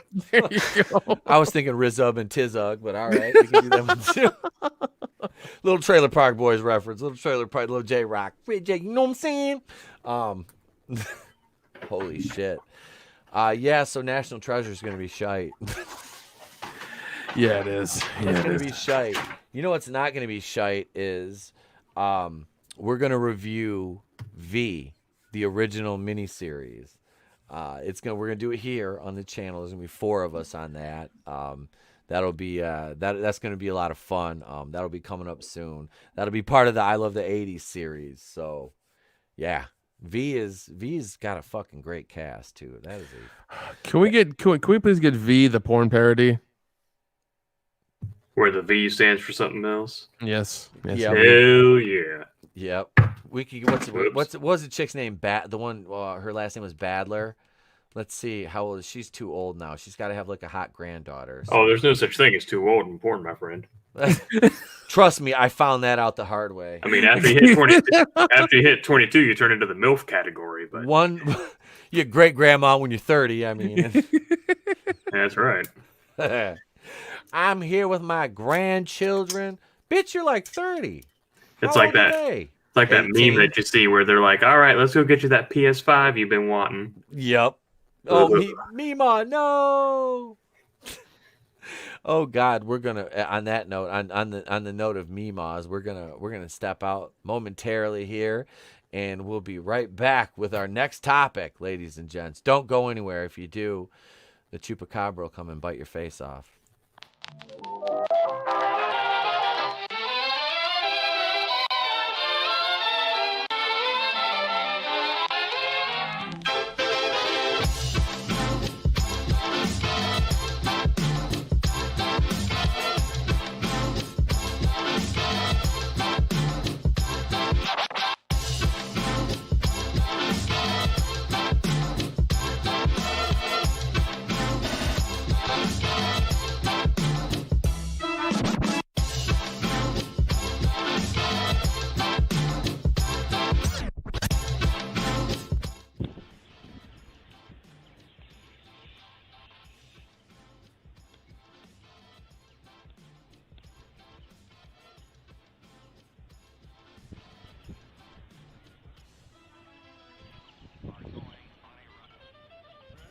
Yeah.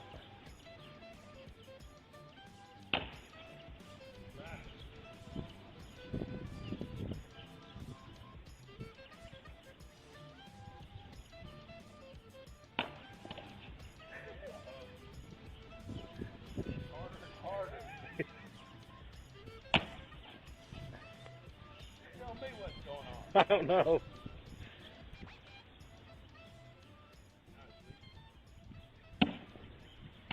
Missed the top. Oh, no! That never gets old. Here we are on the playlist.com. We're going to talk a little bit of Marvel here. Young Avengers, Kevin Feige says the Young Avengers could happen as long as the characters, quote, build their audience. And this comes on. Hey, I think I've seen that Ladies Only fans, the one with that little thing there. Yeah, down to the button, man. I'm telling you. I'm thinking Ant-Man 3 ends, you get a post-credit scene with Kevin Spacey and an eye patch coming out with Wanda's kids and recruiting Ant-Man's daughter. Oh my god! Holy fuck!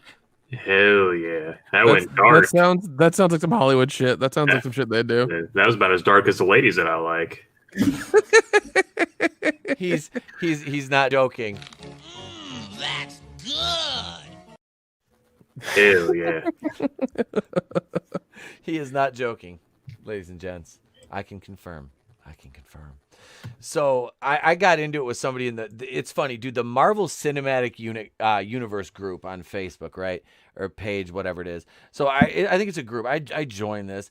Holy shit, these people are nuts. Like, I normally just observe because there's a lot of weirdos there. But they made a post about who's excited for America Chavez coming to Doctor Strange in the Multiverse of Madness. And I'm just like, all right, C's. I was like, no, I'm like, oh, great. An alien that they had to make a Puerto Rican lesbian that's OP as fuck. I'm like, yay, all right. I didn't go back to Facebook jail. Sal showed up on the show. He threatened me, ladies and gentlemen. He said if I go back to Facebook jail one more time, he's not coming on the show. I have fucking struggled to be extremely good, and I've had to make my fucking insults, like, it's made me step my insult game up, though. Like, it really has. Like, it's like I have to be more creative as to not get... I'm surprised you don't have fucking teardrop tattoos from being in so much Facebook jail. I have to wear cover-up for the shows. Okay, all right. Speaking of that group, I'm pretty sure they cast the girl from National Treasure from that group. I think they did. God, I'm sorry, but if you are this broken of a person that you need Hollywood to represent you in one of their fucking movies, what the fuck is wrong with you? Seriously. Like, really, that's what you need in life? Is you need your own you need to be represented on screen in some giant Hollywood movie or TV show? That's what's gonna make your life better. That's what's gonna make you make your life a little bit brighter. Is that happening? Like, the fuck is wrong with you? Oh, dude, that You got a sad life if that's what you're looking forward to. Yeah, man. Yeah. It's like you bought like a pint of Haagen-Dazs and like Friday it's happening. That Haagen-Dazs and me and fucking and Bachelorette, it's happening. Me and sitting on the couch watching Bachelorette eating Haagen-Dazs. Like that's what you were looking forward to this Friday? Is your pint of ice cream and your shitty ABC show? I mean, it's better than my Friday. I got to call a bunch of lonely old ladies while they diddle themselves. It's sad. Hey, make sure you charge $9.95 a minute, okay? That's right. 1-900 Salvador. It fits. Check it. It fits. 1-900 Salvador and kick them nasty thoughts. That should be your tagline. 1-900 Salvador. It fits. That's right. If it doesn't, there's enough Crisco to make it fit. If not, we'll fucking fold it in half. Oh, damn. That's right. How are you going to fold a fucking Campbell's soup can in half, but we'll work with it. Oh, God. Not in size. I'm talking in color. It's all chrome. God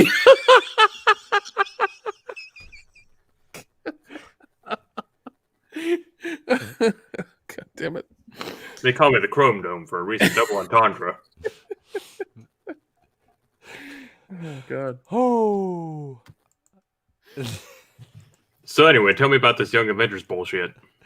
So Marvel Studios has wrapped up the Infinity Saga with 2019's Avengers Endgame and Spider-Man Far From Funny. And with that, the book has been closed on some of the MCU's founding fathers, including Robert Downey Jr.'s Iron Man, Chris Evans' Captain America. And in their place... two, not some, two. Yeah, two. And in their place, it appears that Phase 4 of the MCU is getting set up for, quote, a new generation of heroes. The stunning and brave type. With comic book fans thinking there might be a Young Avengers project in the works, according to Marvel Studios president Kevin Feige, that's a possibility, but nothing he's willing to bank on just yet. Speaking to Entertainment Weekly, Feige talked about all the new characters being introduced in Phase 4 and the fan speculation that he's somehow setting up the Young Avengers. For the comic book uninitiated, Young Avengers is a fairly recent comics run that focused on a new generation of young heroes that have ties to the original Avengers. And many of those characters from the Young Avengers comics are being introduced already, or already have been introduced in the MCU, or will be over the next couple of years. We have Kate Bishop, Haley Steinfeld. Yeah, she's fine. That's all right.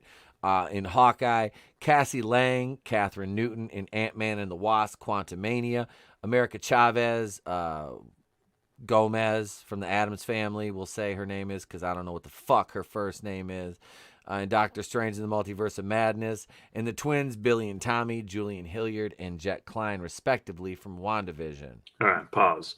Yeah. First off, someone can correct me if they know any better, but I'd love to know why they're not using their, superhero names, like Cassie Lang and Stature, for example. I have not seen WandaVision. I don't plan on ever watching it because MCU ended with Endgame for me. What are these twins being called? And it's Wiccan and Speed. Wiccan and Speed. Wiccan and Speed. Wiccan. I'm sorry, Wiccan. Gotcha. Yeah, I gotcha. So Wiccan and Speed. So and in the comics, sounds like they're part of a Hell's Angels fucking group or something. Well, not entirely, because in the comics, Wiccan is gay and has a relationship with Amadeus Cho, a.k.a. Hulkling. Remember Helen Cho from Ultron? Right, yeah. Her son. Gotcha, the kid we haven't met yet, got it. Yep. So these twins... Billy and Tommy, Wiccan and Speed. Yeah. So I haven't seen the show. How are they... What are they? Are they like a manifestation of her powers? Because they can't be real. They're not real. Okay, so how are they going to be in the show? But when the Hex went away in WandaVision, they were, they got wiped out, right, with Vision. And in the end of the show, the very last scene, spoiler alert, those who haven't seen it or care, you see her projecting herself using the astral projection, and she's reading through the dark hold, and all of a sudden she hears, "Help, Mom, help," and it's Billy and Tommy. Because Kevin Spacey has them. Hell yeah. They were shards of his soul. Shards of Kevin Spacey. That's right, they were two of his horror cruxes. Shards of Kevin Spacey, written and directed by Roman Polanski. Starring Woody Allen. Oh. He ain't doing shit else. He ain't got nothing else to do. Except Tom Hanks might Asian be in it. daughter wife. Tom Hanks might be in it too. Who knows? Hell yeah. Poor Colin. Based on journal entries by Jeffrey Epstein. Oh my God. Yeah, we can make pedo jokes. We can keep this going. Executive producer Ghislaine Maxwell. Anyone else think it's weird that Pinocchio was owned by a named Geppetto? Anyone else? Oh, yeah. Oh my God, it's all making sense now. That family. Illuminati confirmed. Boom, baby. There goes your cue warning for the night. That was it right there. I'm fucked now. It's last time it was when Nick and Jeff were on. It's always my fault. I'm the enabler here. That's a problem. We can't blame Jeff tonight. It's your fault. It's your fault, Nick. Yep. That's fine. I'll take the L for that. That's all right. I'll hold this L. I'll hold it proudly for the evening. Yep, Let's that's see. fine.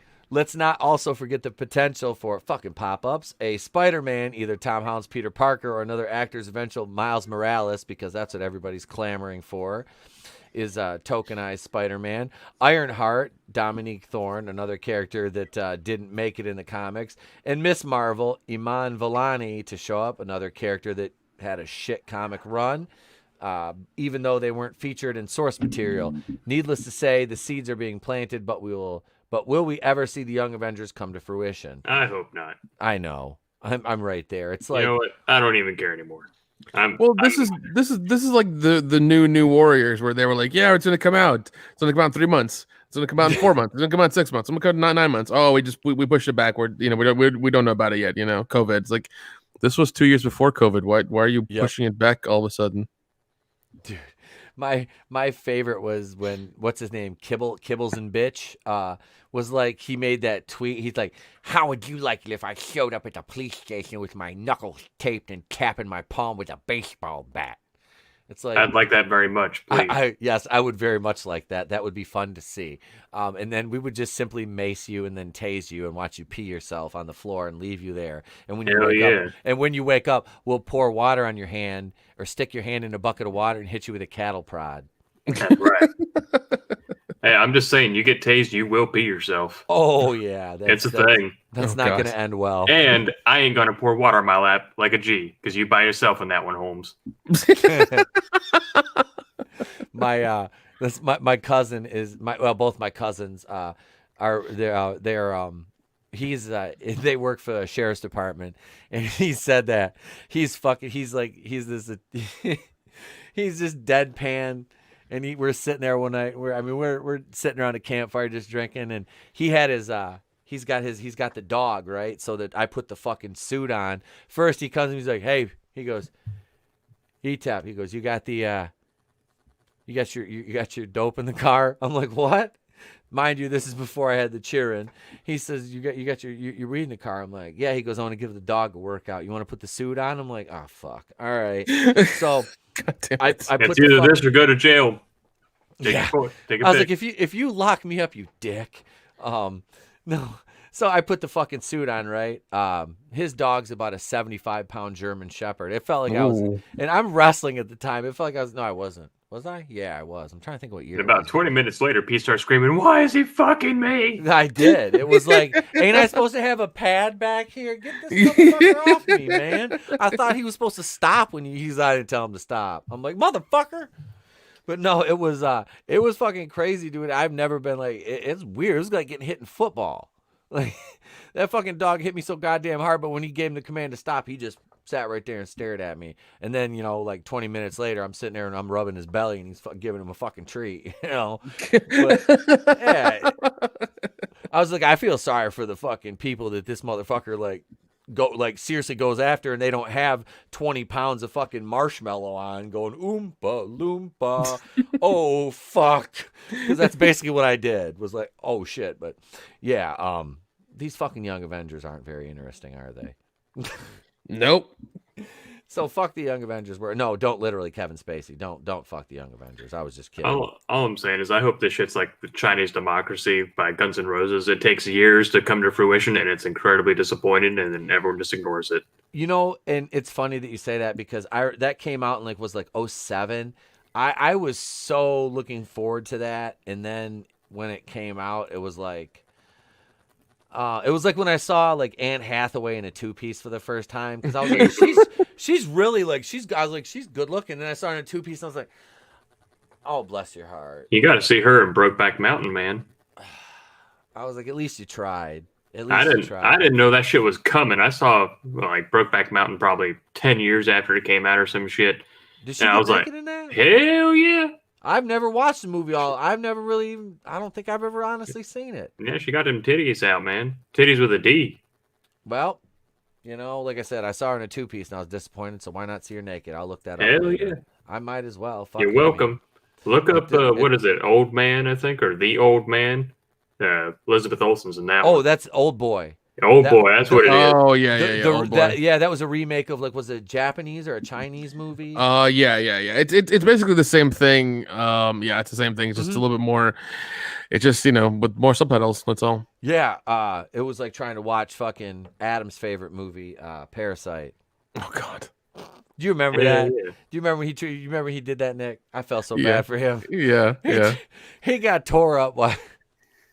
I watched that movie. I was like, I'll watch it. I sat there. I tried to make it through that 3 fucking times. And then the second time, I remember the second time I'd fallen asleep and I woke up and that creepy little fucker's eyes were above the stairs. And he's like, I was like, Jesus Christ. I'm sitting there with that big ass TV in my living room. I wake up like half buzzed. It scared the shit out of me.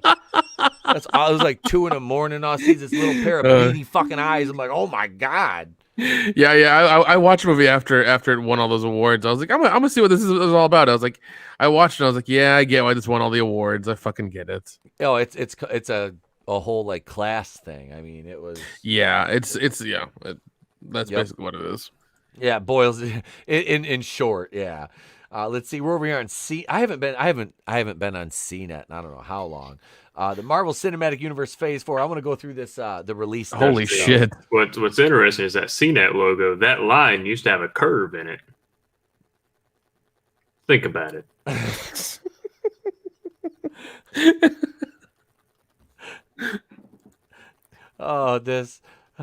We missed you, Sal. We missed Well, at least somebody did. We missed you. We did. So the recently, it's. I don't know why they put this. They don't put it in. I hate the way they break it up. Just put it in linear fashion. God damn it. So we had WandaVision already. Then we have Falcon and the Winter Soldier, which is 6 episodes. That goes right into Loki. But before that, we were supposed to get Black Widow, but Black Widow got pushed back to July 9th, which moved Shang-Chi back to September. Not that anybody fucking cares. Yeah, I thought Black Widow was supposed to come out in a couple months, but apparently they moved it back all the way to fucking July. Yeah, it was supposed to come out in May. Yeah, of last year. Yeah, well, I mean, the theaters are opening up right now. I know Regal's opening up a few right now, and by the end of the month, all of them will be open up. Okay. Or at least in the U.S. they will. So I don't know why they would just make it. I guess they're waiting for everything to really, really calm down, and I guess they don't want that many restrictions on seats and stuff. So they're waiting for July to happen. Hopefully, it'll be okay. So yeah, if you look at all the movies and television shows they have lined up on their slate for phase 4? Phase 4, more like. Yeah, that phase 4. You're talking like what, $1 billion worth of production? Yeah, and it's well, not just that. I mean, $1 billion worth of production. Also, remember, like, they announced 35 fucking shows between Star Wars and Marvel that they were going to do, just to. At least one of them's been canceled now. Yeah, and I assume, and I understand Disney has like almost unlimited money, but that's a lot of fucking money to spend. 35 new shows. Yep. I mean, that's a lot. It's almost as if they know that they're not going to have full theatrical releases anymore, and it's like we need to start really leaning on this streaming stuff. You know what I mean? But they're going to put it. It's going to be dual, just like Warner Brothers did. They're going to put it in theaters and on Disney Plus behind that $30 paywall, which I watched the fucking Snyder Cut the day it dropped on my fucking phone. That's all I could watch it. As well you should. That's how the Snyder Cut should be viewed, on your goddamn phone. That's how the Lord intended it, all right? For free. He intended it to be Snyder Cut in small screen, not Snyder's Cut in big screen, all right? That's the only way I could make it through the whole movie, because I didn't have time to sit down and watch all 77 hours of it. I had to walk around and, answer messages and, do things and make phone calls and, and then I was like in between, I'm like, oh yeah, the Snyder Cut's still on. Oh shit, I'm still in the fucking prologue. Another monster says, sup y'all, relax, I'm here. What's up, brother? How you doing? Welcome. We are talking about the Marvel Phase 4 slate and how uninteresting it is and how much money they're going to lose. So you got Black Widow moved back to July 9th. Loki, like, okay, so the concept of a Loki show is actually kind of dope because Loki's a fucking great. He's an awesome character. He really is. But Tom Hiddleston's only gonna be like in fucking 1 or 2 episodes. Oh, geez, man. It's gonna be Kid Loki. It's gonna be fucking. It's gonna be Loki girl, was Loki was a girl for a while. Yup, in the comics. So, and fun fact: the only Loki comic I own was written by Daniel Kibbles. I got it one of those Marvel 3-packs that they sell at Walmart, and it was like the book in the middle that you don't know what it is because they're all like wrapped together. And yeah, I get home and it's like, hey Loki. Hey, Daniel Kibblesmith. Oh, well, this one's just going in the box, and I'm not reading it. Yeah, man. Like they ended for I think a lot of people at Phase 3, but me especially. After Endgame, I'm just like I haven't watched WandaVision. I haven't interested in watching anything else. Like I honestly don't care. I'm done. Even with the Snyder Cut thing in DC, I'm just like, man, you guys really you really blew your fucking wad with this. Like, and even then, it was 4 hours of the same movie, just longer. So, hey, I haven't seen Darth Vader's dick in a while. Neither is he. Darth Vader's disembodied charred phallus making a return. He heard me talking about there being another great name in the chat, and he came back to reclaim the title. All that peen talk had my hot dog sense tingling. That's gross. Get off of that goddamn fire planet and get your ass to Hoth. Cool down, yeah. Go ice that down in the refreshing caves of Hoth. There's a rumor that since his move to California, living with Jeff and Jesse, that times have been tough for him. So he's thinking about starting an OnlyFans. You'd think he'd get more work out there. Yeah, well, he's trying to link up with Natalie Portman while he's out there, so he can start an OnlyBuns account. But, oh my god. Well, I've heard that kind of content in California has moved to Vegas now because apparently the laws are a little bit more lax and not as clamped down as they are in California as most things are. Yeah, for those that don't know, I did make a Darth Vader's disembodied charred phallus figure for him. Yep. It's I found a burnt looking hot dog on Amazon and I screwed a fucking Darth Vader head onto it and painted it a little bit. That's awesome. It's fucking great. He has it. That shit was heavy too. That was like a thick ass hot dog. That's what she said. Hell yeah. Damn, boy, she thick. I told Jeff he can have it, but he's got to take it to every convention and just put it in a little shirt pocket. What the fuck is that? That's Darth Vader's charred disembodied phallus. That's right. Oh shit! So speaking of, well, this would be more like bowel movements. Spider-Man: No Way Home.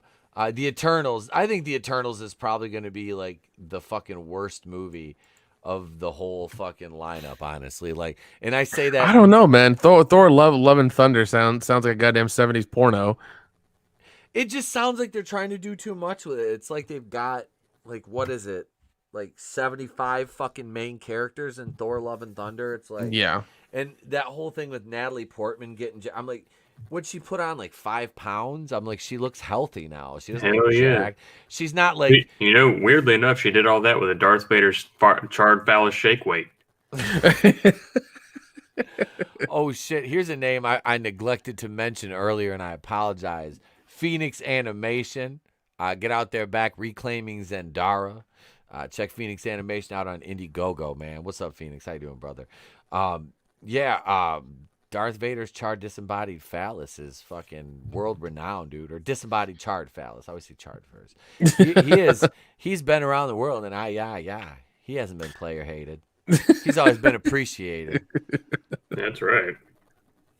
It's like they see him, they're like, ooh. He's like, and the bitches. I don't know. I don't fucking know anymore. Let's see. You've got What If, which is the animated one. I'm kind of excited for that. I like the What If issues of Marvel. Yeah, it sounds fine. I've never read any of the comics, but it doesn't sound. Yeah. It's animation to me, and I'm all right with that because it's like it's non-canon. It's just fun. If I can find it, one of my favorite ones was what if Iron Man and Doctor Doom had swapped places? Oh shit! Yeah, it was actually pretty The fucking good. Fantastic Four would have been fucking dead. Oh yeah. And it would have been done all with like quippy tongue-in-cheek humor on the part of Iron Man. Yep. And I would have been all right with it. Let's see. Doctor Strange and the Multiverse of Madness. That's about the only one that I'm honestly excited for. Like, it's Sam Raimi, dude. Like, it's Sam Raimi under the reins of Disney. I know, but I'd like to think that God damn it, Sal. If I'm trying to be he has a point, and I fucking hate it, but it's a really good point. If a bitch don't get raped by a tree, then what are we here for? For those that don't know what I'm talking about. For that shitty fucking remake that happened, that's what we're here for. I hated that fucking remake of Evil Dead. Oh my god. Yeah, how do you have the fucking balls to be like, I'm gonna remake Evil Dead? It's like, go fuck yourself. Dude, the original was just, it was campy, but it was fucking perfect. Like the remake was just like, and I say this as somebody who loves horror. It was just, it was like almost like gore porn. Like at some points. Yeah, it was torture porn, and like not at the Saw level, but it was getting real close. Yeah. I was like, this is shit. Like, this is shit. Yeah, and I mean they missed the mark with like Evil Dead 2 because they were more disgusting. Yeah, there were a few gross things here and there, but it was not like cutting people up, people cutting their mouths open and like cutting their tongues out and a needle in the eye. Like that shit didn't happen. It was funny. Yep. Funny stuff. It was funny stuff. Yeah, it was, you know, like I said, the original was good. It was a fun horror movie. It really was. It was creepy, but to me that kind of shit was fun because now looking back, it looks kind of campy, but it was a fucking, it was kind of like a trendsetter at the time. I mean, you know, it is. It's man. And Bruce Campbell, really? I mean, are you gonna argue with Bruce Campbell? That's true, man. All I'm saying is that way back when Guillermo del Toro was still doing the Hellboys, when he was going to do Hellboy 3, we were supposed to get Bruce Campbell as Lobster Johnson. I don't know what that is. It's fucking great. That's what it is. Okay, I'll take your word for it. That's fine. Yeah, Lobster Johnson is like a spectral ghost that works for the BPRD and shit. Hellboy is like one of the very few like comic book things that I actually went all in on. So. Yeah, I mean, I loved the first two Hellboy movies. They were really good, and I love Guillermo del Toro's style because he makes a lived-in world seem lived in all the time. Like it's just he really does a really good job of it. Mm-hmm. And I was wanting a Hellboy 3, and they're like, "Oh, we're gonna redo it." It's like, why just put that money into fucking part 3? People want it. Like, I guess because it didn't make enough money, and they didn't want to. It's a whole money issue. That's a thing. It wasn't like the ticket sales weren't bad at all. It was just that because he does a lived-in world with almost no CGI, it's that the budget that the return wasn't big enough on him. Yeah. That's a problem. But I mean, he does a good job, and they're really fun movies. I do love them. I really wish they'd done a third one. That would have been a lot of fun. Hell yeah. For those wondering though, Ron Perlman's a fucking dick. Yeah, dude. Fuck Ron Perlman and his big ass Cro-Magnon looking caveman motherfucking forehead. I met his ass at a con and he was just a dick. He's just a douchebag anyway. Like, yeah. I got some shitty consorts. I got what is it? Lou Ferrigno's a dick too. Really? Yep, he's a dick. That's disappointing. Yeah, my friend who like loves the Hulk, like and loves the show and everything, met him and just was like really disappointed to interact with him because he was kind of a dick about it. So yeah, man, it was shitty. What is it? I met the guy who was the original Chewbacca as well, and he was a dick too at a convention. Was that Peter Mayhew? Peter Mayhew. Yeah. A friend of mine met him and said he was a dick too. Like he brought something to be autographed, and because he didn't buy it off his table, he wouldn't do it.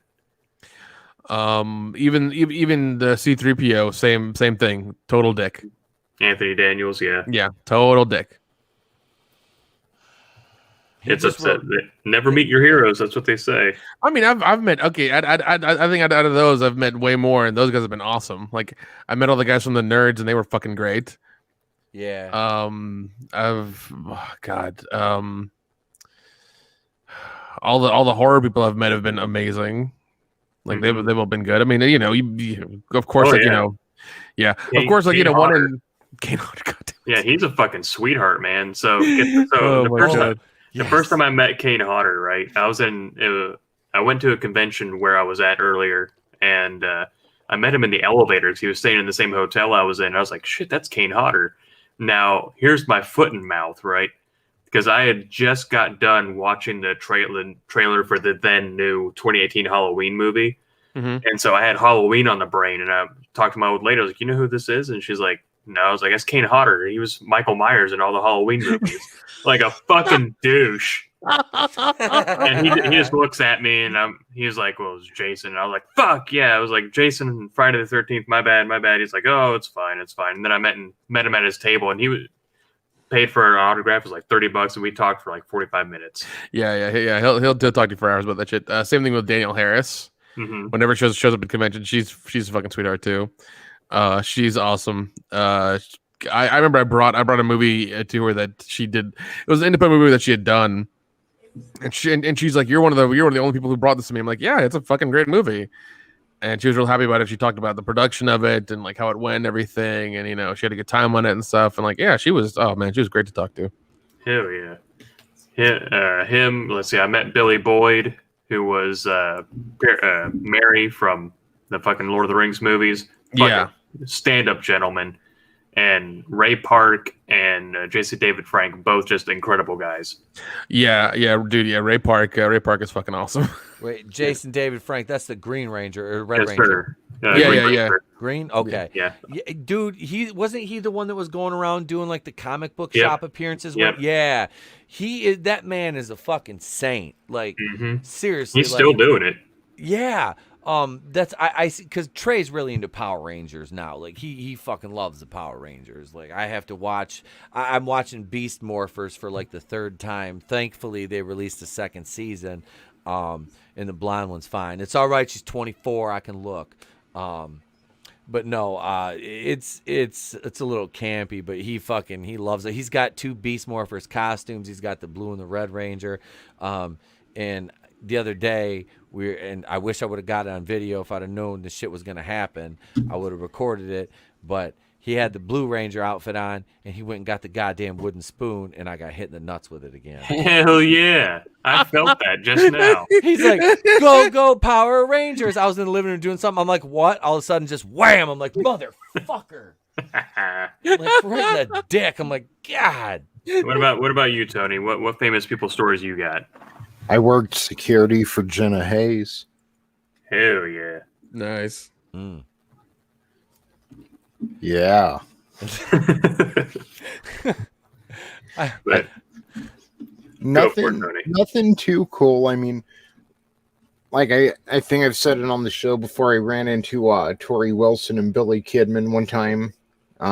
Me and my buddy were getting drunk on the strip, and then we stopped at the Palms, went and took a piss, came out, and Tori Wilson literally just walked right past us. They were here to sell tickets to a show like back in the day, like back when she was in Playboy. So hell yeah. I still have both her Playboys because she had the solo layout, and then she did one with Raina Marrow, aka Sable. So yeah, I have both those, and I have Sables, I have Chinas, up to like 2000 and probably 2. If there was like a WWE diva in Playboy, I probably have it. Hell yeah. There's actually one that's worth money, and I think it got. Did you gum up the pages? Is that what you did? You gummed up the pages? No, somebody took it from my collection and it disappeared. It was the Anna Nicole Smith Marilyn Monroe cover. Oh yeah, dude. And I will say this: I was in love with Anna Nicole Smith when I was like 15, 16 years old, because she was in those campy ass like movies like Skyscraper and shit, where she dude, I remember that shit. I remember that like shit. those campy like fighting movies. Yeah, she was those hot girl like Skinamax movies they would make.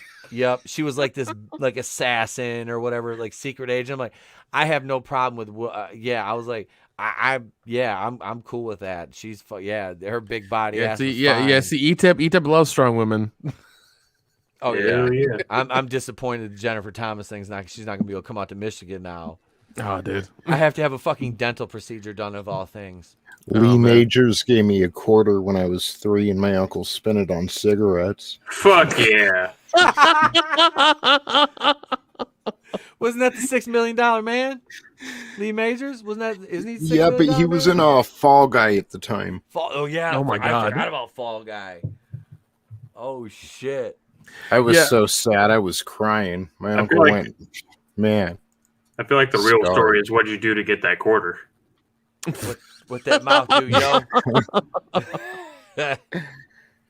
I remember. I still remember. That's one of my earliest memories. I'm like, who the fuck is this guy? And my grandma's all excited. We're in the casino, and dude handed me a quarter. I was like, cool.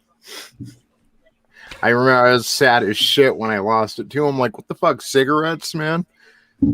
Like, not even nothing cool. Like, I don't know, fucking Transformers. And yeah, the adult film star, Jenna Hayes. Nice. Which is crazy. She looked a lot different off camera, and not like she was beautiful. She just looked like different and just like normal, you know?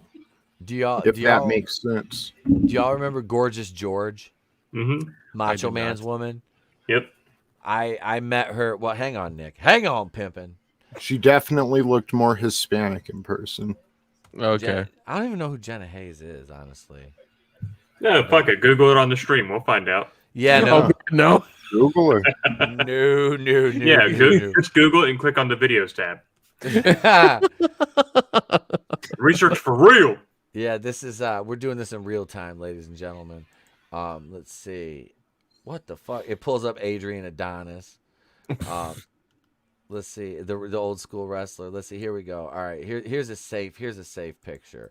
Let me pull this. I met Gorgeous George in the strip club, the Deja Vu strip club, in Saginaw, Michigan, in like 2001. This is her right here. She. I mean, was she working? Oh yeah, she was the featured entertainer. Oh my god. And I got baby oil all over me. Hell yeah, dude. From those titties. Did you slap into a Slim Jim? If she kept doing what she was doing, she was going to get the Hebrew hammer. That's right. And I would have got my ass beat because the security guards with her were fucking big. Holy shit, dude. Like, I mean, she's tiny. Like, she's a tiny little thing. And she had these two big ass black dudes with her that were like 6'8", probably 320, 330. They come walking around. Macho Man wasn't with her. I actually met him in the same Deja Vu after a wrestling show, though, in 1998. That's funny shit. Right after I turned 18, around that time, WCW was down in Saginaw, and I went there with a couple buddies of mine that were older. Went to a wrestling show. They, hey, let's go wrestle. All right, we'll go to the strip club. Fuck it, you know. So we went over there, and yeah, Macho Man was sitting there by himself. There was no other wrestlers. There was just Macho Man just sitting there at a table and just watching the girls. And it's like, after, like, because I went to get a dance, and I was sitting like right behind, like, the girls dancing. I'm not even paying attention. I'm like, oh shit, that's Macho Man. I was like, bitch, get out of the way. Here, just take your money and just sit here, and just this Macho Man right there.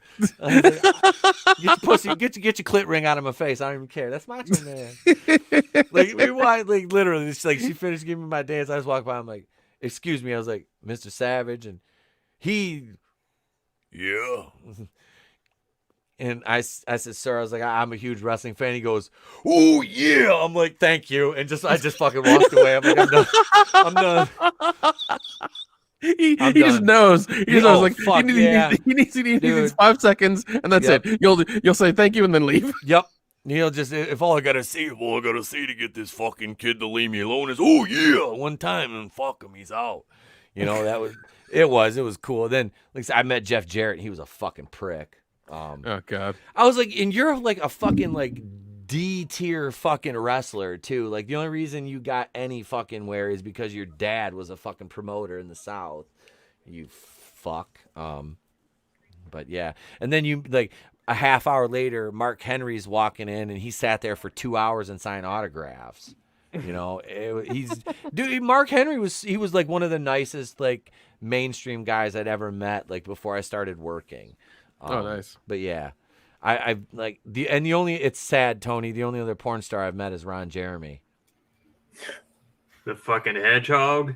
In the same Deja Vu in Saginaw, Michigan. Dude, that Deja Vu was fucking famous. He was working. He was doing stand up that night. He was like the guest MC for the evening during Melon Fest. You just walk out. Anyone want to see my penis? Yeah, dude, Melon Fest used to be fun. You know, that's kind of a celebrity story. So back when I was managing the club, right, I had this really cool DJ, Darren, and he was friends with other DJs in town, strip club DJs, not real DJs. Well, the DJ over at Treasures introduced Rob Van Dam and his wife. Okay. He was like their mutual friend, and he had introduced him like 20 years before, however long. So we got to go over there one night. It's like 4 a.m. We drive over to Treasures because they're open 24 hours. We close. We drive over there, and we're chilling in the fucking DJ booth of this strip club with Rob Van Dam, Nice. who's deceptively big. He looks a lot bigger. He's a lot bigger in person than you would think when you see him on TV, which only speaks to his wrestling style. I mean, he's a big, bulky guy, you know? Yeah. And he would hang out. I don't want to say the DJ's name just because, but he would hang out when he'd come into town. So the next time he comes into town, they come to Babes. And I shouldn't have said the name of the strip. Well, you're fucked up now. Keep going. Well, It's his first day on the internet. It's his first day. Good thing they remodeled it. So changed the name so that place don't exist no more. But when it did, we had a adult store next door too. So, and we only had one of those like jelly like asses that you can mount and do your thing, you know. So Rob Van Dam and his buddy and Darren, they're drunk. I wasn't there that night, but they're running around the club with this ass. Like, yeah. Anyway, they end up putting it back after scaring some customers off, playing with the girl, whatever, right? So then the guy, Wayne, who ran the store, goes in a couple days later, and he takes it serious. You know, he runs it as a business. He has nothing to do with the club next door. He goes to sell this ass. Of course. He's not putting the headphones on. He's not putting the headphones on. He goes to sell this ass, and there are just black handprints all over the fucking thing. The customers. So that's my celebrity story. Rob Van Dam blew a, pocket pussy sell. Y'all wanted it there. I told you, worst channel on YouTube. Thank you, man. That was awesome. Oh, jeez. Diarrhea. Hell yeah. Cha-cha-cha when you're sliding into home and you feel something foam. Diarrhea. That's right. Hang on, guys. I'm sorry. Come here. You can say goodnight. Come here. Night. Whoop. There you go, bud. Night. Good night, buddy. He's making a late night appearance tonight. Trey's working third shift. Good night. Good night, Say Trey. Good night to Sal and Tony and Nick. Night. Good night. Don't spill that. Go wake mommy up. Tell her dad needs another glass of wine. That's community guidelines, strike number 17 tonight. I'm sorry, Lily. I'm sorry. During Tony's story, I was like, I saw him in the video, and I was like, oh. I know. I was like, oh shit. Let me turn the camera off and mute it. As I said, he's not putting the headphones on yet. Yeah. It was all good. It was so funny as hell. he's got a streak going now. He's been making a. Normally, he just like literally, dude. He just woke up. My wife's like, "Hey, I'm taking NyQuil and going to bed. He's yours." I'm like, I got the show. She's like, "Good night." I'm like, "All right." So he knows he won't even, if the lights are off, he won't even go to the living room. Just come right to the office. And yeah, he's been making Mini Me Tap's been making appearances on streams. And yeah, he's in a couple years, him and I are gonna have there's gonna be another channel. There's gonna be another channel with me and him doing stuff. So yeah, that's coming. I want him to be a couple years older before we start getting into what me and him are gonna do. So yeah, it'll be fun. But yeah, Mini Me Tap will be he'll be running around. But dude, can we go back to talking about porn stars again?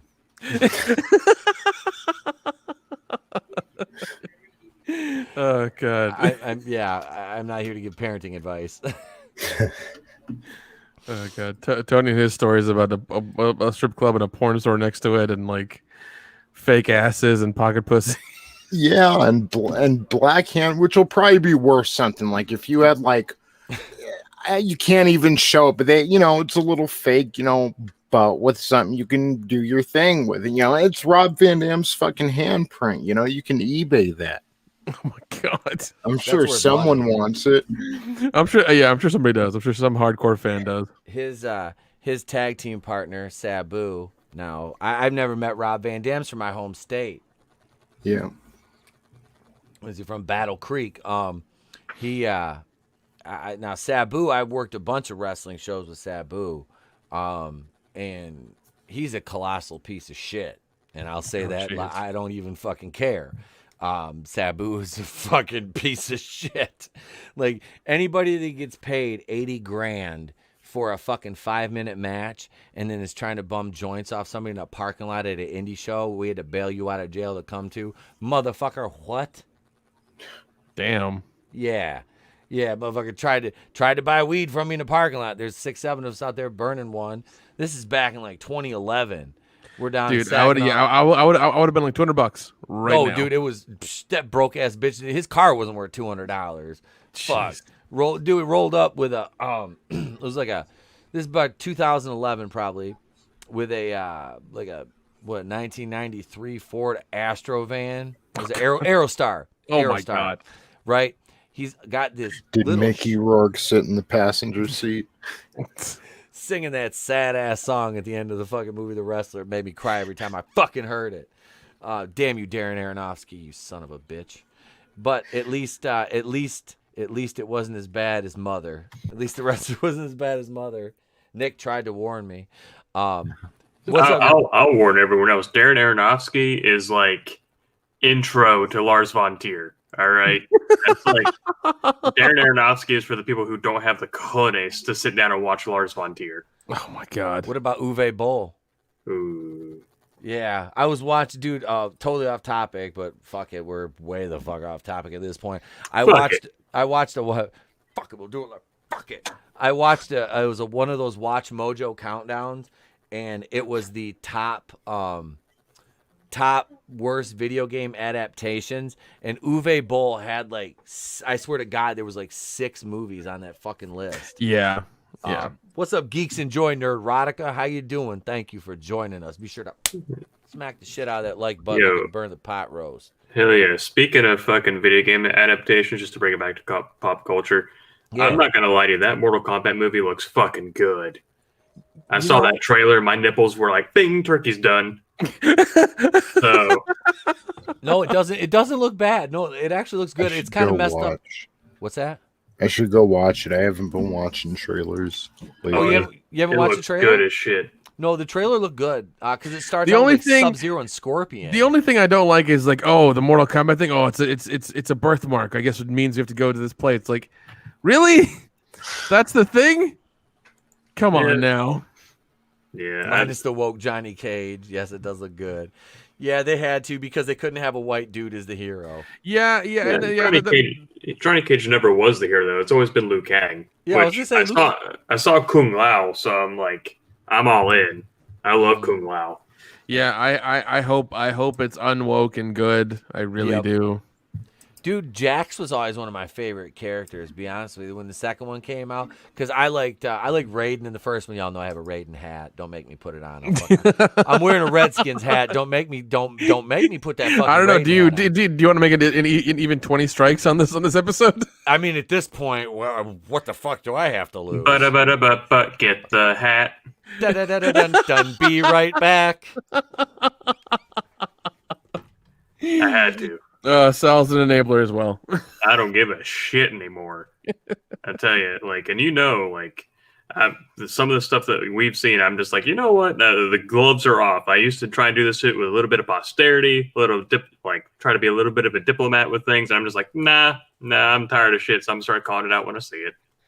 Yeah, man. Because I mean, the people who are slinging it at us aren't taking any, aren't holding back at all either. So why should we? That's right. I mean, you got people on YouTube sound like a goddamn screaming queef, and I'm so over it. Thank you. Yeah, dude. No, the real hero of Mortal Kombat is Chun-Li. That's right. Yes. All right, here we go. Okay. Do it. Yes. Now you got to say Mortal Kombat. Mortal Kombat. Hey, Etep, I got some laundry for you to do. Are you trying to say I missed a washy? We went there. Which I want to know how the fuck a French American man becomes the god of like rain, thunder, and lightning. They got nothing else that they can do. I guess. I mean, he was already at Connor McLeod. That's the only battle. That's the only battle that they can win over nature. That's it. Which one is more offensive? I don't know. There you go. I don't know, man. You might conjure something. You may want to stop that. Yeah, that's a good thing I haven't fucked with anybody in a Batwoman thread. I'd have the SJWs after me for this. Asian Jews, now I've seen it all.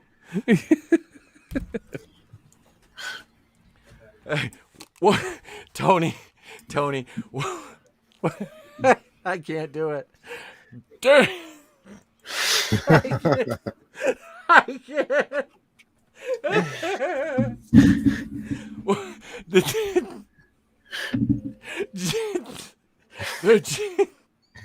Great radio. God damn it! Somebody broke Etep.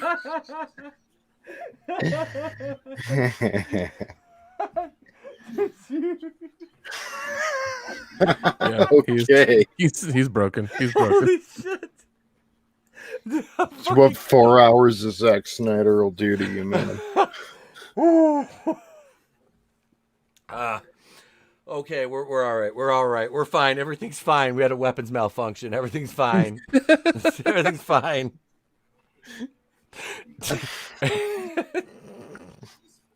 I'm a little too buzzed for this fucking act. I can't do it. I can't. I want to do the voice. I want to do it.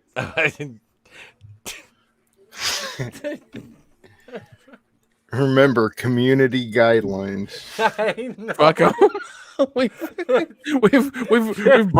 burned them now. I fucking can't. See, one too many woke articles. One too many Chun-Li's is missing for Mortal Kombat. It's like an E-Tep's done. Oh my god, the slow descent. I'm all right. It was all the fault of you. We're good. We're good. Turned Australian there for a second. You got a book about fairies or whatever the fuck it is? Oh. He's going to go in the room after this show and watch Jimmy Fallon and pretend he's on there. Oh my god. My stomach hurts. Oh, what's up, Orville Nation? Hail, PJ. How you doing, brother? I'm good. I'm okay. Wait, what did another bot to say?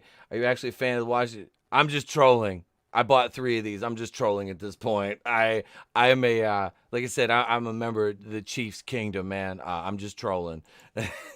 I got complimented on this today in public. On the guy was a little too enthusiastic. Like I said, I was like, you need to dial it back a little bit, man. I'm like, it's just a gag, bro. It's just a gag. It's all right. It's all good. Should we finish out the show with the last main topic? What the show is titled after? There's a title. Sure. There was a title tonight. Oh, I didn't. Well, I didn't even read an outline, so I'm here. I know. It's okay. It's all right. We're just happy you're here. Me too. I am. It's good to have you back. It's been way too long since we've had. I felt like Mambo number 5, except I was like, where's the line about needing Salvador in my life? That's right. Never needs a little bit of sal. You just need to get yourself a soup can, and you got a little bit of sal in you. That's the thing, man. And whenever I meet these ladies, I'm like, hey, I ain't worried. I'm like, if you got anything, because the shit polishes off. But are you up to date on your tetanus? I've got rough edges. That's right. I got a date set up with Pete. He's going to take that floor buffer and fucking buff all this shit out. Wait, who's buffing who here, baby? Hey, we'll figure it out. We'll wine, dine, and 69 it. We'll figure it out. Gay! Wait, I got one more for that one. I got one more for that. Hey, where's the cream filling? See, that's the other thing. Mine shoots out like mercury from like a thermometer. So, It's probably checked out. Yeah, it'll be all right. It'll be fine. Here we go. Ladies and gentlemen, the main event. Justice League actor Ray Fisher responds to Warner Brothers CEO Ann Sarnoff's defense of studio executives. Ladies and gentlemen, Cryborg will not go away. I'd be kind of, after seeing the Snyder Cut, though, I'd be kind of pissed off and he handled it, I wouldn't say the best way, but I'd be a little pissed off too. Yeah. Evidently, I need to see the Snyder Cut. I haven't seen it. I keep hearing very polarizing things. People either really loved it or they really hated it. I liked it. Just on an objective level, if you were starring in the movie and this is what you had done for it, or this is what you signed up for versus, and I mean, I know things change, a lot gets left on the cutting room floor, but I mean, no, you don't feel like you know who Cyborg is by the end of this movie in comparison to Whedon's version. Gotcha. Yeah, he was fleshed out really well. And he was just as important as anyone else. Right on. Now, let me ask you this, because no one's really giving me a straight answer on it. Is the Snyder Cut, now, whether you think it's good or bad, is it only good because you're comparing it to Whedon, or would it have been good if that's what came out originally? No, if it had come out originally a 4-hour cut, first of all, that wouldn't have come out at all. No, 4 hours. Yep, they would have cut it down to 245 probably. Yeah, 245 would have been like the max. The max would have done. Well, Endgame was 3 hours. Well, I mean, I think that was more leeway because they're like, yeah, this is the last one. This is the last one we're doing for a while. Like we're blowing our load with this one, so let's big event film. Yeah, so let's make it 3 hours. Yeah. But I think with Justice League. 245 is a max, and I mean, to be honest, I did like this version, but again, it's 4 hours long. Like there's so much detail into it. You learn a lot more about the characters and things like that. Everybody's fleshed out, but it took them 4 hours to do it. Yeah, gotcha. That's a thing. Is like you can't do that. You can't do that in 245. You'd have to do it. You'd cut it up into 2 pieces or 2 parts, whatever, to do it. But and also here's my thing: is there was no Snyder Cut. They had to make the Snyder Cut because that's why they had $70,000 and 9 months to make the Snyder Cut. So the Snyder Cut never existed. Parts he directed existed. Then he had to piece the other parts of it together to make a 4 hour plus movie. The black suit looked 100% better on Cavill this time. The black suit was dope as fuck. Yeah, and that's my thing is like there was no Snyder Cut until they AT&T AT&T dumped the money on WB and said fucking do it. Here's the $70 million, make it happen so people can buy subscriptions to HBO Max. Is what we want. Gotcha. Yeah, that's all it. That's all it really was, man. Like even now, there are several articles from several credible news sources like denouncing the Snyderverse. Like they're not putting any more money into it. They're fucking done. Oh yeah, we covered that Monday night, Tony. Wasn't it like 2 different articles basically? from Ann Sarnoff about that. Like, there's no more. It's gonna be. It's basically like they're gonna go full on. They're gonna go woke now with like even they're gonna do the Marvel thing. Yeah. And it's like you fucking idiots. Like, are you serious? Like, this is you have an opportunity here to, like, if you gave us, like, you've got like the badass characters over here on the DC side. Like, okay, Yeah. other than the fact that, I mean, this might be, I don't know, like, what you guys' feelings are, but I didn't think Cyborg belonged in the fucking Justice League to begin with. He's one of the Teen fucking Titans. Like, I would have had Martian Manhunter or Green Lantern. Any Green Lantern. I would have preferred to see, what's his name? John Stewart. Because we've already seen what's Ryan Reynolds one, Hal Jordan. Hal Jordan, yeah. We've already seen Hal Jordan, so give us a John Stewart. All right, that way it's a pre-established character already, so you're not just flopping a character to check a box. You have a good character with a good backstory. Or like I said, Martian Manhunter was great. That was another thing I enjoyed about Snyder Cut, because I like Harry Lennox from The Blacklist, and when they said he was playing Martian Manhunter, I was like, oh, cool. Because I really like him, and I think he has an amazing voice. So He does. Yeah. Yeah, and it's I mean, yeah, and I saw those parts of Martian Manhunter, and I was like, I don't know who the character is at all, but I saw him at the end and everything. It was fine. The extended ending that they put with like apparently there's 2 more cuts of the Snyder Cut. There's like the crazy extended one with like 20 more hours, had to add it on to the fucking Batman and Joker conversation. There's the black and white version as well. It's like, dude, fucking nobody watched this. There's even I think there's even stats out about it. Like, nobody really cared for it when it came out, because they honey dick the whole time. It's like, oh, the Snyder Cut's coming out, and they kept like saying months and dates and things like that. And I don't know. I watched it. I mean, I did like it once again. I did like it more than the other one, but that's basically an asterisk, because this one wouldn't have come out in theaters. This is special because of circumstances and things happening and stuff like that. Like, we wouldn't have this wouldn't have existed in theaters other than just AT&T to make this through WB for HBO Max for them to make more money. That's all this exists for. So I would. Oh God, I'm trying to think. Well, go ahead, Sal. My thing is, do you think that we're going to get, I mean, you said that there's kind of no, there wasn't a whole lot going for it. Like, the numbers are low. So I guess this is kind of a no question, but do you think that this might open up Pandora's box for like the Lord and Miller cut for Solo, or the original cut for Rogue One?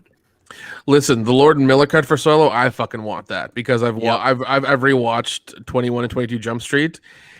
And I hurt laughing every fucking time. I've seen this. I have those on Blu-ray now. Like, I have physical copies because I want them to be able to watch whatever the hell I want to. And plus, those are written so smartly and so intelligently. It's like, I want their cut of Solo so fucking bad, but it'll never happen, because I'm sure it's been deleted or burned or pissed on or whatever. It's just not going to happen. But I would kill for their cut, because I think it would be so much more fun, and it would have brought Disney Star Wars up a level. But clearly, management didn't want that for some reason, and it just didn't happen. So yeah. But no, I'd really love the Lord and Miller cut of Solo. Right on. That's in that vein. I saw, just saw a headline. I didn't read the article because that's just how I live my life. That the Russo brothers are saying there's like a 6-hour cut of Endgame that they want to release. Christ. Yeah. So I'm just kind of curious if we might get that, or would anyone even really want to watch that? Because I feel like a 6-hour cut of Endgame is kind of a lot of an okay thing, but I also feel like it might kind of stretch it out. I mean, obviously, but like slow it down a little bit, because Endgame was just boom, boom, boom, boom, boom, boom, boom, like one thing after another. Yeah. I'm waiting for Peter Jackson to announce his 28-hour cut of Lord of the Rings. I will come forever. Yeah, I'm waiting for him to release his goddamn like 28-hour cut or 48-hour cut of fucking Lord of the Rings altogether. Jeez. I'm waiting for that shit to happen. I'll be like fucking Stan in South Park. Oh, it's a spooky ghost. Can I say, like, as far as like whether this is a good movie or not, though, like it probably doesn't need to be 4 hours, but thinking of J.J. Abrams kind of taking the reins from here compared to like the end of Justice League was pretty good. It was really good in my opinion, and if I would have seen that ending in the theater, and if that's what he had planned, I don't, who knows what he went back and touched up, but it left me looking forward to seeing what would happen in that direction of the DC rather than where J.J. Abrams is going to take it.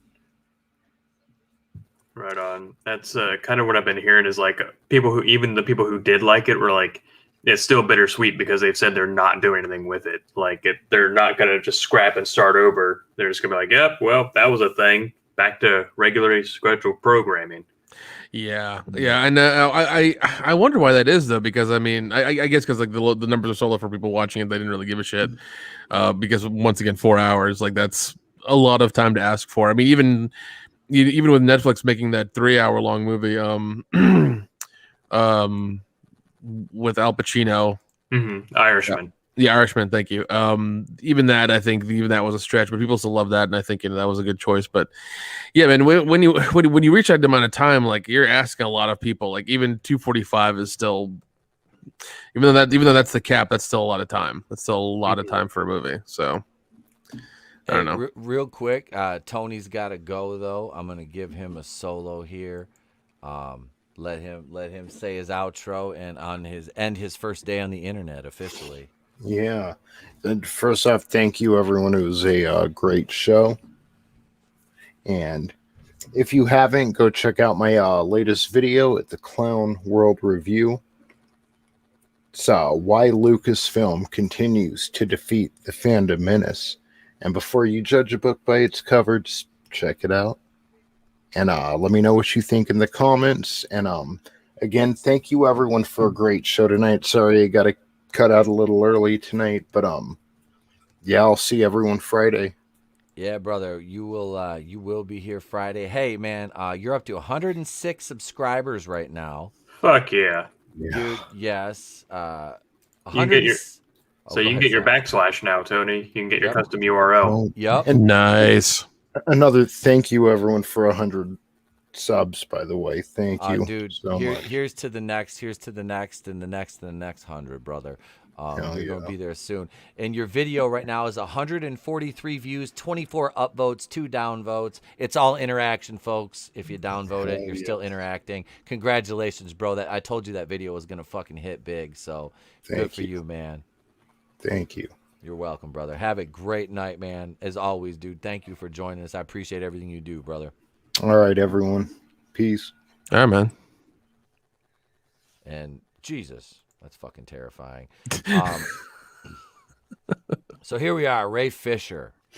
God, this it's like I was on his side for a little bit just because Joss Whedon was a piece of shit, and then I was like, he's kind of a crybaby. And I'm like, then he has a point. I don't know. After Warner Brothers CEO Ann Sarnoff recently dismissed the claims of misconduct, Justice League actor Ray Fisher is firing back. Because why wouldn't he, right? Why wouldn't Ray?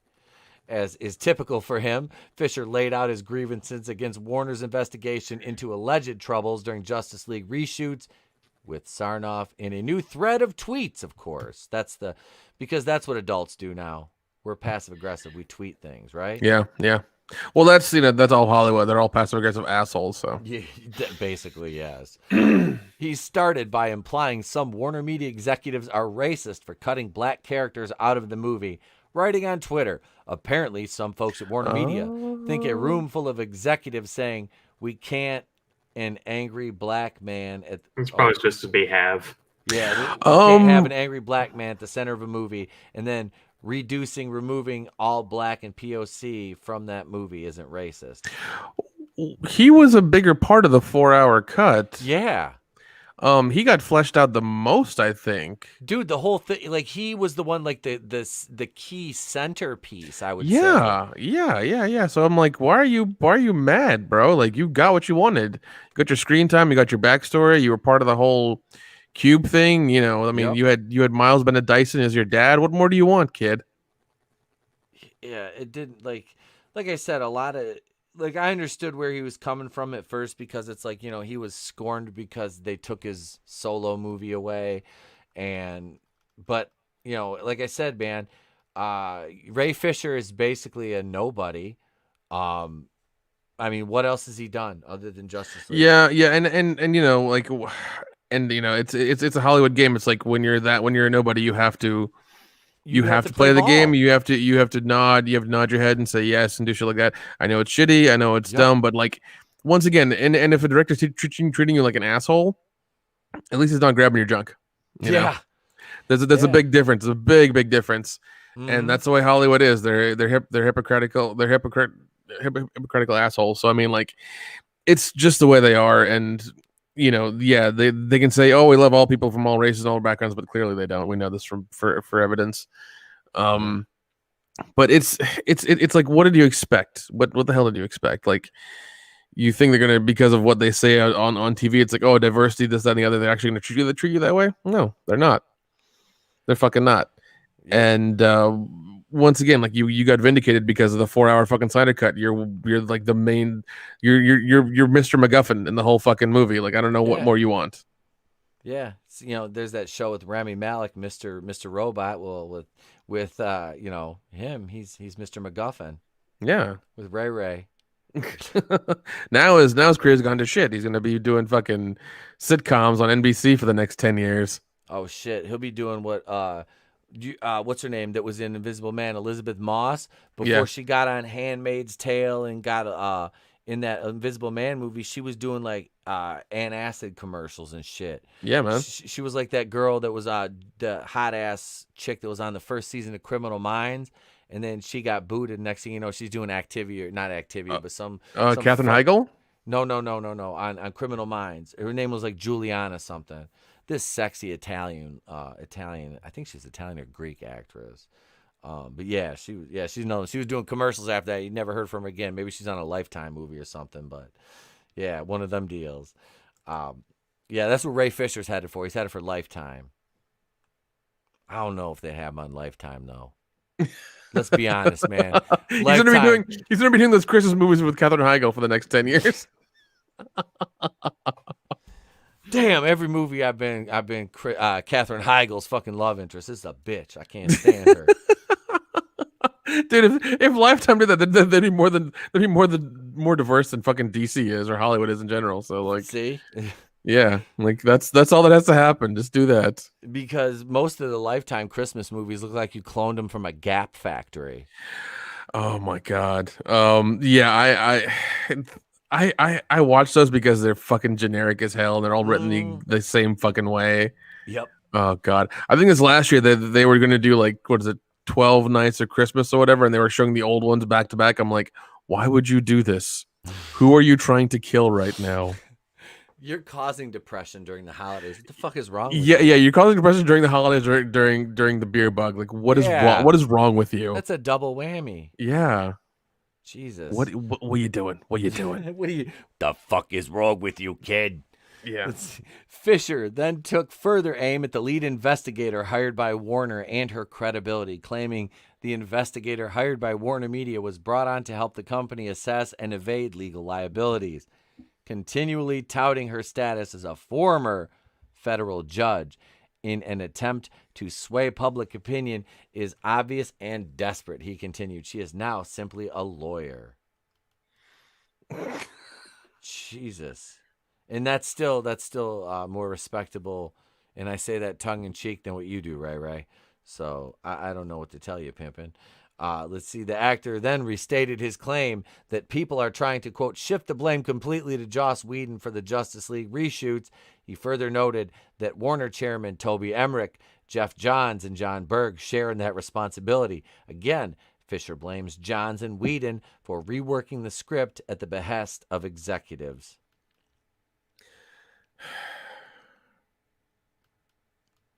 Ray is angry and bitter. Has he not seen the Snyder Cut yet? I'm sure he can afford HBO Max. Hopefully. I know, right? I'm telling you. You know, somebody get him a fucking gift card, please.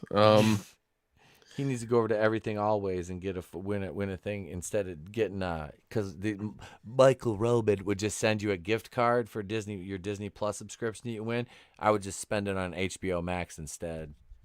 Yeah, I mean, like if you watch the fucking Snyder Cut, like once again, he's like the biggest part of it. So I don't know. Oh, dude, it's funny. Like I said, he's bitter. Hail JM 2021. How you doing, man? Welcome. We're going through this last article of the evening here. It says he then characterized comments by Ann Sarnoff as, quote, tone deaf. She said there was nothing that Walter did against Ray. In fact, he offered him a role in the Flash movie. And Sarnoff would add, Walter happens to be a person of color, so he knows what it feels like. And, of course, they're speaking of Walter Hamada, president of Warner Brothers. So, yeah, I mean, now they're saying that he is a person of color. Is that taking into consideration that the trend of recently kind of lumping the Asian people in with white people because they said that they're not a minority anymore? Are they just kind of using this situationally, it seems like now, if that's the case? You know what I mean? I don't know, man. It's Hollywood. They manipulate all that shit all the time. So the goalposts move daily, right? Yeah. Like it's like the goalpost is on like a little fucking car that they keep moving around everywhere. It's like, no, it's here. It's here. No, it's here. It's here. Now it's here. It's like it doesn't make any sense. It doesn't. Sal, you got anything you want to throw in on this one, bro? Nothing polite. Well, then just make it impolite. Fuck them. Seriously though, like, are you just gonna? Yeah, like Nick said, have you not watched this movie? Like, have you? No, I haven't. No, not you. Like rhetorical. Yeah, okay.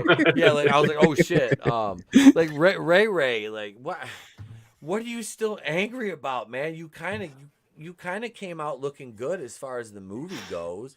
I'm kind of caught up in what was it called, Super Friends or something like that. The Kenner Superpowers line was based off that cartoon from the 80s, and I haven't seen it, but my friend Michael French has told me that Cyborg was like the main character of that show. Really? Mm-hmm. Huh. So I did not know that. I always just thought of him as like Teen Titans. Mm-hmm. Yeah, I guess he was like a big deal on that TV. It was a cartoon, but he was like a big deal in that cartoon. And he brings it up because I think that toy line lasted for 3 years or something, and they waited till like the very, very, very end to put Cyborg in it. And he was like, he was the main character, and they waited that long. So, but as for Ray Fisher, like, I only know him because of this. Like, if it hadn't been, like, for all this shit, like, I would have never even known that he played Cyborg. Mm-hmm. So, I don't know. I saw the original, original in air quotes, the first time this movie was released. I watched it on the high seas for free, probably 2 years after it came out. Yeah. And it wasn't terrible. Like, I didn't hate it. But I was like, it was better than what people had told me it was, but I had extremely low expectations for it, so it wasn't hard to live up to them. But, I don't know. I don't know what he's crying about. Like, yeah, this movie probably should have launched his career. Like, I'm sure that when he was first talked to and first brought on, it was like, yeah, we're going to do this. You're going to show up in these movies. You're going to have a couple standalones. Like, he was thinking, okay, I can buy a fucking house with this shit. Like, and then they're just like, and just fucking shit on him. Yep. Yeah, I'm looking at his IMDb credits right now. He's got 7 acting credits. One of them's a short in 2008, which we can just kind of, decide. Throw that out. He did one episode of a TV show called The Astronaut's Wife's Club. Okay. And then it goes Batman, Superman, Dawn of Justice, Justice League, True Detective TV series. He was in all 8 episodes, it seems like. Zack Snyder's Justice League, and then the new thing he's got, according to IMDb, is Women of the Movement TV series. So apparently that's coming out this year. It says announced. It doesn't say if it's out or yet. So I mean, like, the majority of his credits are DC Justice League stuff, and it's like, why are you like? And it's one of those things where like when you're this kind of actor and you keep being a pain in the ass to work with, and people know that you're a pain in the ass to work with, you get less jobs. Mm-hmm. Yeah, there's cause and effect. Yeah, I'm just wondering how long he's going to be kind of stuck not working before he has to swallow his pride and work the con circuit. Well, here's the thing: even if he works the con circuit, he's Cyborg from the movie, not like a TV show or a cartoon. He didn't voice the character. So it's gonna be really, man, he's not gonna make any money in the con circuit. He really won't. I don't think he will. He's gonna be like Vincent from WCW or Virgil out there at the cons with a picture of him and Ted DiBiase, but it's only just him, and he sits there at his table all by himself, and nobody ever fucking approaches him.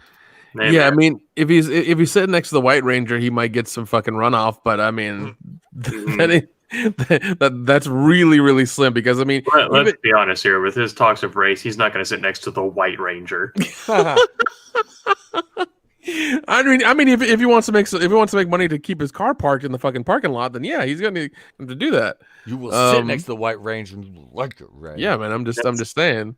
Yeah, I mean, I don't remember the kid's name, and this is no ill will towards him, but the guy that was it something Logan that played Boba Fett in episode 2. He still does the con circuit, and that's like his only claim to fame. Oh jeez. Yeah, I'm seeing right now. I'm seeing the girl. What is it? The Tony Stark's little girl. Apparently, she's making that girl's making the con circuit right now. Really? Yeah, I've seen her at some conventions. Like the girl that played, she was Morgan Stark. Yeah. She's making the con circuit down here in the Southeast. I'm just like, okay, that's cool. Yeah, it's a little weird because it's all grown men that are like, "Can you autograph this for me?" Yeah. Dude, you should have seen the first season. I think it was the first season of Stranger Things.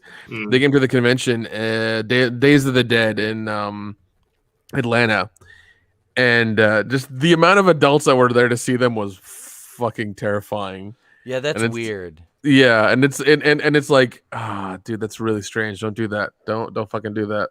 That's like one of the conventions I went to. I think her Brianna Hildebrand, I think's her name. The girl that played Negasonic in the Deadpool movies. Yeah. I think she was probably 17 at the time or something. I felt bad for her because like no one was at her table, but like the few people I did see were like overweight dudes in their 50s, like with a copy of Deadpool. I'm just like, come on, man, like that's a kid, you know? Yeah, and I mean she's done more stuff now. She was in that firefighter movie with John Cena. Mm-hmm. She did a horror movie as well. I think that hit Hulu as well. But I mean, like, you know, she's done some more things, and she's actually quite talented. I think she's of age now. Thank God. But yeah, I mean, she seems cool. Yeah, I would probably walk up to her now because she's done a few more things and she's of age than I would before. But like that's before I would have been fucking terrified. I'm like, nah, I'm not doing this. Mm-hmm. Nope. Draven says he was also the Black Ranger in Dino Thunder, so we got both colors represented. All right. There we go. He was the White and the Black Ranger. There we go. I've watched that. Could you imagine him being like, well, like they're trying to have a conversation across their little partition. He's like, well, I was the Black Ranger, so I get it. Ray Fisher's motherfucker, what? What did you say? Yeah, dude. No, if he gets regulated to the con circuit, I wonder who's going to be in his line. Honestly, I really do. Because the SJWs are just going to go up and talk to him and not buy anything from him. They'll be like, "Oh, you're so brave," and that'll be it. I can't afford any of this, but you were brave. Yeah. So I mean, it's just going to be them taking pictures, tagging him on Instagram and on Twitter, and then that's it. Or a bunch of heavy white girls trying to give him a phone number. the big thick ones. Oh God, they can think of the further south you go. Yeah. That's right. That one from Florida's gonna buckle up, buckaroos, and fucking drive to the convention and fucking crash into that shit. Drinking vodka, a titty vodka. She's gonna be like, sign my titty vodka. Sign my titty vodka bottle. The label's clear. And he's just like, I can't sign this. It's all wet. The marker's sliding everywhere. Oh God, yeah. I mean, if he does the construct, it's gonna be interesting to see like how it goes. Because if he does one near me, I'm definitely gonna check it out and see. Like, I'll chance it and go on a Saturday and see how big or small the line is because I'm interested. But yeah, it'll be funny. It'll be funny. Oh God, that'd be seeing Ray Fisher sitting out. If he does, if Dragon Con happens this year and he's there, it's gonna be really interesting to see, what happens. Oh yeah. Let's see. We'll finish this one up. It says Sarnoff stated quite a bit more during her interview with Variety, further disputing Fisher's claims, defending the investigator and absolving DC Films head Walter Hamada, words are hard, who wasn't involved in Justice League or greenlighting the Snyder Cut. Sarnoff said, our investigator, Judge Catherine Forrest, has issued statements specifically about DC Films president Walter Hamada, saying that there was no evidence of interference by Walter in the investigation. About a year ago, Walter, Warner Brothers Group head Toby Emmerich, me, former Warner Media chairman Bob Greenblatt, and former HBO Max content chief Kevin Riley and original programming head Sarah Aubrey sat around the table as Zach and greenlit the Snyder Cut, she continued. That cut includes Ray Fisher's entire story as Cyborg, which is something he had been disappointed had been cut from Justice League movie 3 years ago. She added, perhaps we've lost the plot a little bit, which is that Toby and Walter were part of greenlighting that allowed Zach's vision to come to life, which includes sharing the full story of Ray's character. When asked whether Fisher is under contractual gag order, which is allegedly preventing him from sharing any details about the things that happened on the set of Justice League, as asserted regularly by the actor, Sarnoff stated, not that I know of, no. As a result of this ongoing dispute, Fisher will not be in The Flash, in which he was set to have a prominent role as Cyborg. He has also pledged he will never work with Warner Brothers again. Yeah, I don't think that's going to break Warner Brothers' heart at all. Yeah, they're just gonna get somebody else who wants to play ball. Yep. Yeah, Idris Elba ain't doing shit. We're canceling the apocalypse. Michael B. Jordan, Michael B. Jordan, Idris Elba. Who else? Manju or what's his name? Manju Hansu, is that his name? Yep. From Blood Diamond. No, he was in Shazam. Yep. Well, why not? Fuck it. They don't care. They Yeah, don't fuck. care. DC they don't fucking care. They're just like, why can't we be Marvel? And it's like the kid that has all the puzzle pieces and they insist that they're doing it right, but every piece is like backwards and it's like fucking bent and shit because they just like shoved it in there. And Marvel's sitting over there looking at, and now Marvel's a fucking hot mess, but they know how to make money and they do. DC's just like over here, like I said, they're trying to put around a square peg in a round hole. It doesn't fucking work. It doesn't work. They can't figure any formula out. They've got, you have to do an investigation because your director that's a walking piece of fucking foreskin, is acting, I don't know. It's just Joss Whedon's a piece of shit. Fisher's an asshole. I mean, let's admit, he's kind of a dick. He has been. He's been kind of a whiner through the. I don't know this. Like, yeah, because I mean they did the investigation and he even called out the dude and you had a female do the investigation. Yep. And it's like, what more do you want, buddy? Like, what more do you want a transgender mute to do the investigation? What do you want here? That'd probably make him happy, I'm sure. Yeah, maybe. I don't know, man. It's just one of those things where it's like, and now that he's become difficult to work with and he's labeled that way now in the public eye, he's not going to be offered a lot of jobs. Like, he's probably going to go to like Lifetime, honestly. I can't wait to see Ray Fisher in Lifetime. Cyborg. Lifetime and Hallmark movies. Yep. Yeah, I can't wait to see the next like I can't wait to see this year in his career what he's going to do, honestly. Let's see. It's going to be straight to DVD, and in the $5 Walmart bin. Yep. Yeah, I mean, I don't even know if Netflix will touch them for their movies. Yeah, who knows, man? I don't know if they're that brave. They're stunning, but I don't know if they're that brave. And with that, ladies and gentlemen, this seems like a good place to end. As we're 2 hours and 50 minutes in, not tree fitted, two fitted tonight. I'm gonna give it over to Salvador. Let him plug his channel, 2 Cents Toys. I ain't got shit. No, really, I don't. I got nothing filmed, nothing coming up. So, yeah, I run a toy channel where I'm not nearly as raunchy. I get my wiggles out while I'm over here. But yeah, I cover toys. I buy all my own shit, unlike a lot of these other guys. I do legitimate customizing. I don't just paint some shit and call it a custom.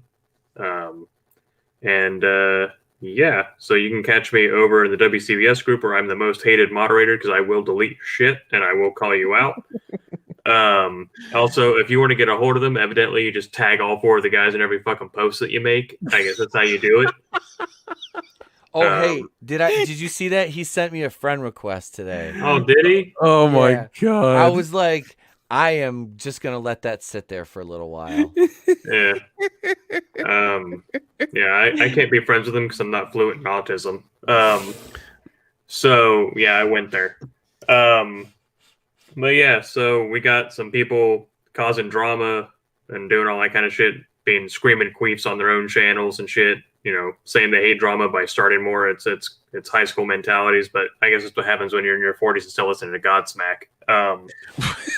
So yeah, if you like toy reviews or toy customization or thought pieces on the current toy market where I don't really hold back my feelings so much, I'm your guy. I buy all my own shit, so I give you complete, honest reviews. I don't have a dog in the race. So unlike some of these other bigger guys that get shit for free, so they have to play nice and kayfabe so they can get more free shit. Yeah, that's about it. Well, thank you, man. It's been great having you back, Sal. Hell yeah. Hopefully now that I'm in a new place and I'm starting to get my normal work schedule kind of ironed out, I can hopefully start coming back more. Excellent, man. I look forward to it, brother. Yes, sir. And then last but not least, ladies and gentlemen, Mr. Nik Uttam. Hello, ladies and gentlemen. I run a little. I'm 1/4 of a small YouTube channel called the World Class Bullshitters. Who? Every Thursday night, Who are we those guys? take a dump on the world of pop culture at 8:30 Eastern Standard Time. We're still trying to ride ETEP's coattails to get to the higher numbers over here. You better scoot over. I need some room on there. Man, I got up to 596 and back to 595 3 times during this fucking show tonight. Somebody's fucking with you. I know. Somebody's I fucking know. with you. My bad. Man. That's my fault. Oh God, of course it's Sal. But no, definitely like, subscribe Salvador's video. Also, if you love his videos, watch them, like them, and put a comment in there, because that apparently is the new thing to buck the algorithm that'll make his videos and everybody's videos you like get more views and be more visible on YouTube. So Hell yeah. make I sure you do appreciate that. Hell yeah, man. Go over, make sure you subscribe to 2 Cents Toys. That is the toy channel in the Fandom Menace, man. Over here, Sal is, man. He's doing the damn thing too. Like I said, he pays for all his own stuff. So Hell yeah. yeah, you gotta respect that. Like I said, that's not a layup going, oh yeah, this is the greatest thing since sliced bread. No, bitch, it sucks. Look at this fucking thing. Or it's great because look, this is what it does. That's what you want. You want honesty. And yeah, I saw another one of those wonderful customs somebody did the other day, and I'm like, Like, yeah, you painted a trench coat and did a head swap. That's a fucking custom. Yeah. Good for you, bud. that's the first thing I look for when I see that individual post. Now I'm like, is that just a head swap? Is that what you did there? Because I can do that and say it's a custom too. Oh, look. Mm-hmm. Yeah. I'm going to do a head swap between Spider-Man and Union Jack and call it a fucking custom. You fucking bitch. Also, not for nothing, I didn't start collecting like last year. So here's the thing. My YouTube channel is only 2 years old as of like 2 days ago. Well, 2 years old in air quotes, because that was when my first video uploaded. This cat's been around for like 6 years, where all he uploaded was video game shit. And then about a year ago, coincidentally, when he joined the WCBS group, he started doing figure reviews. Kind of weird, huh? It's almost as if he was trying to get someone's attention and trying to ride some coattails, literally. That's so weird. Oh, these motherfuckers. What can I say? And all I'm saying, your bitch is ugly. She looks like she smells like cat piss and thinks healing crystals work, all right? Oh, God. Quit putting her in your goddamn thumbnails. God damn, Sal going hard in the paint. I told her gloves are off. I don't care anymore. Whew. Oh.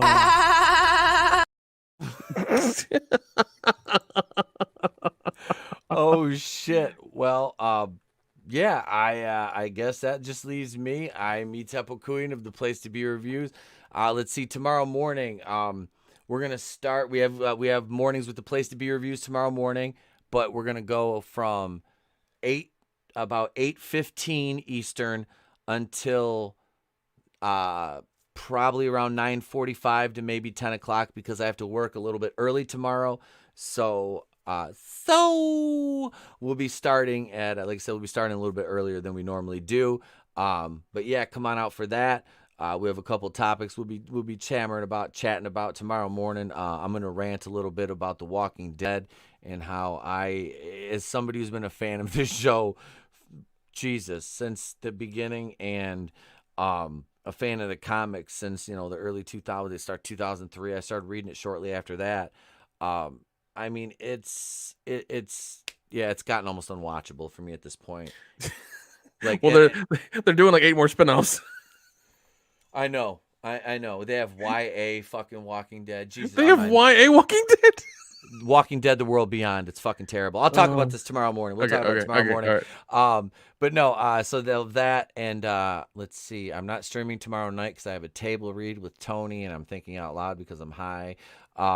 Friday night, we have Phantom Menace Friday Night Live. Join Tony and I and a mystery guest this week. We're just not sure who it is because I didn't book anybody for Friday yet, as I haven't changed my whiteboard since last week because this week has been a mess with work.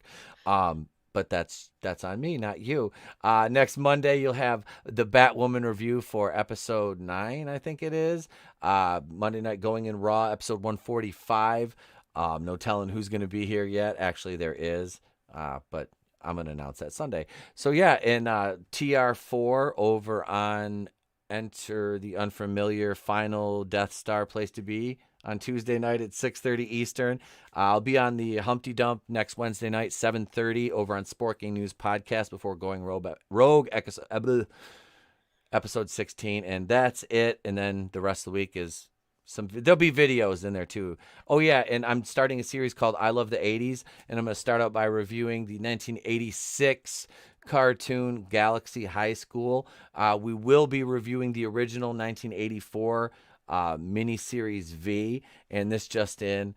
Let's see, Angelus Draven will be joining us Friday night because he has vampire AIDS, and I want to talk to him about it.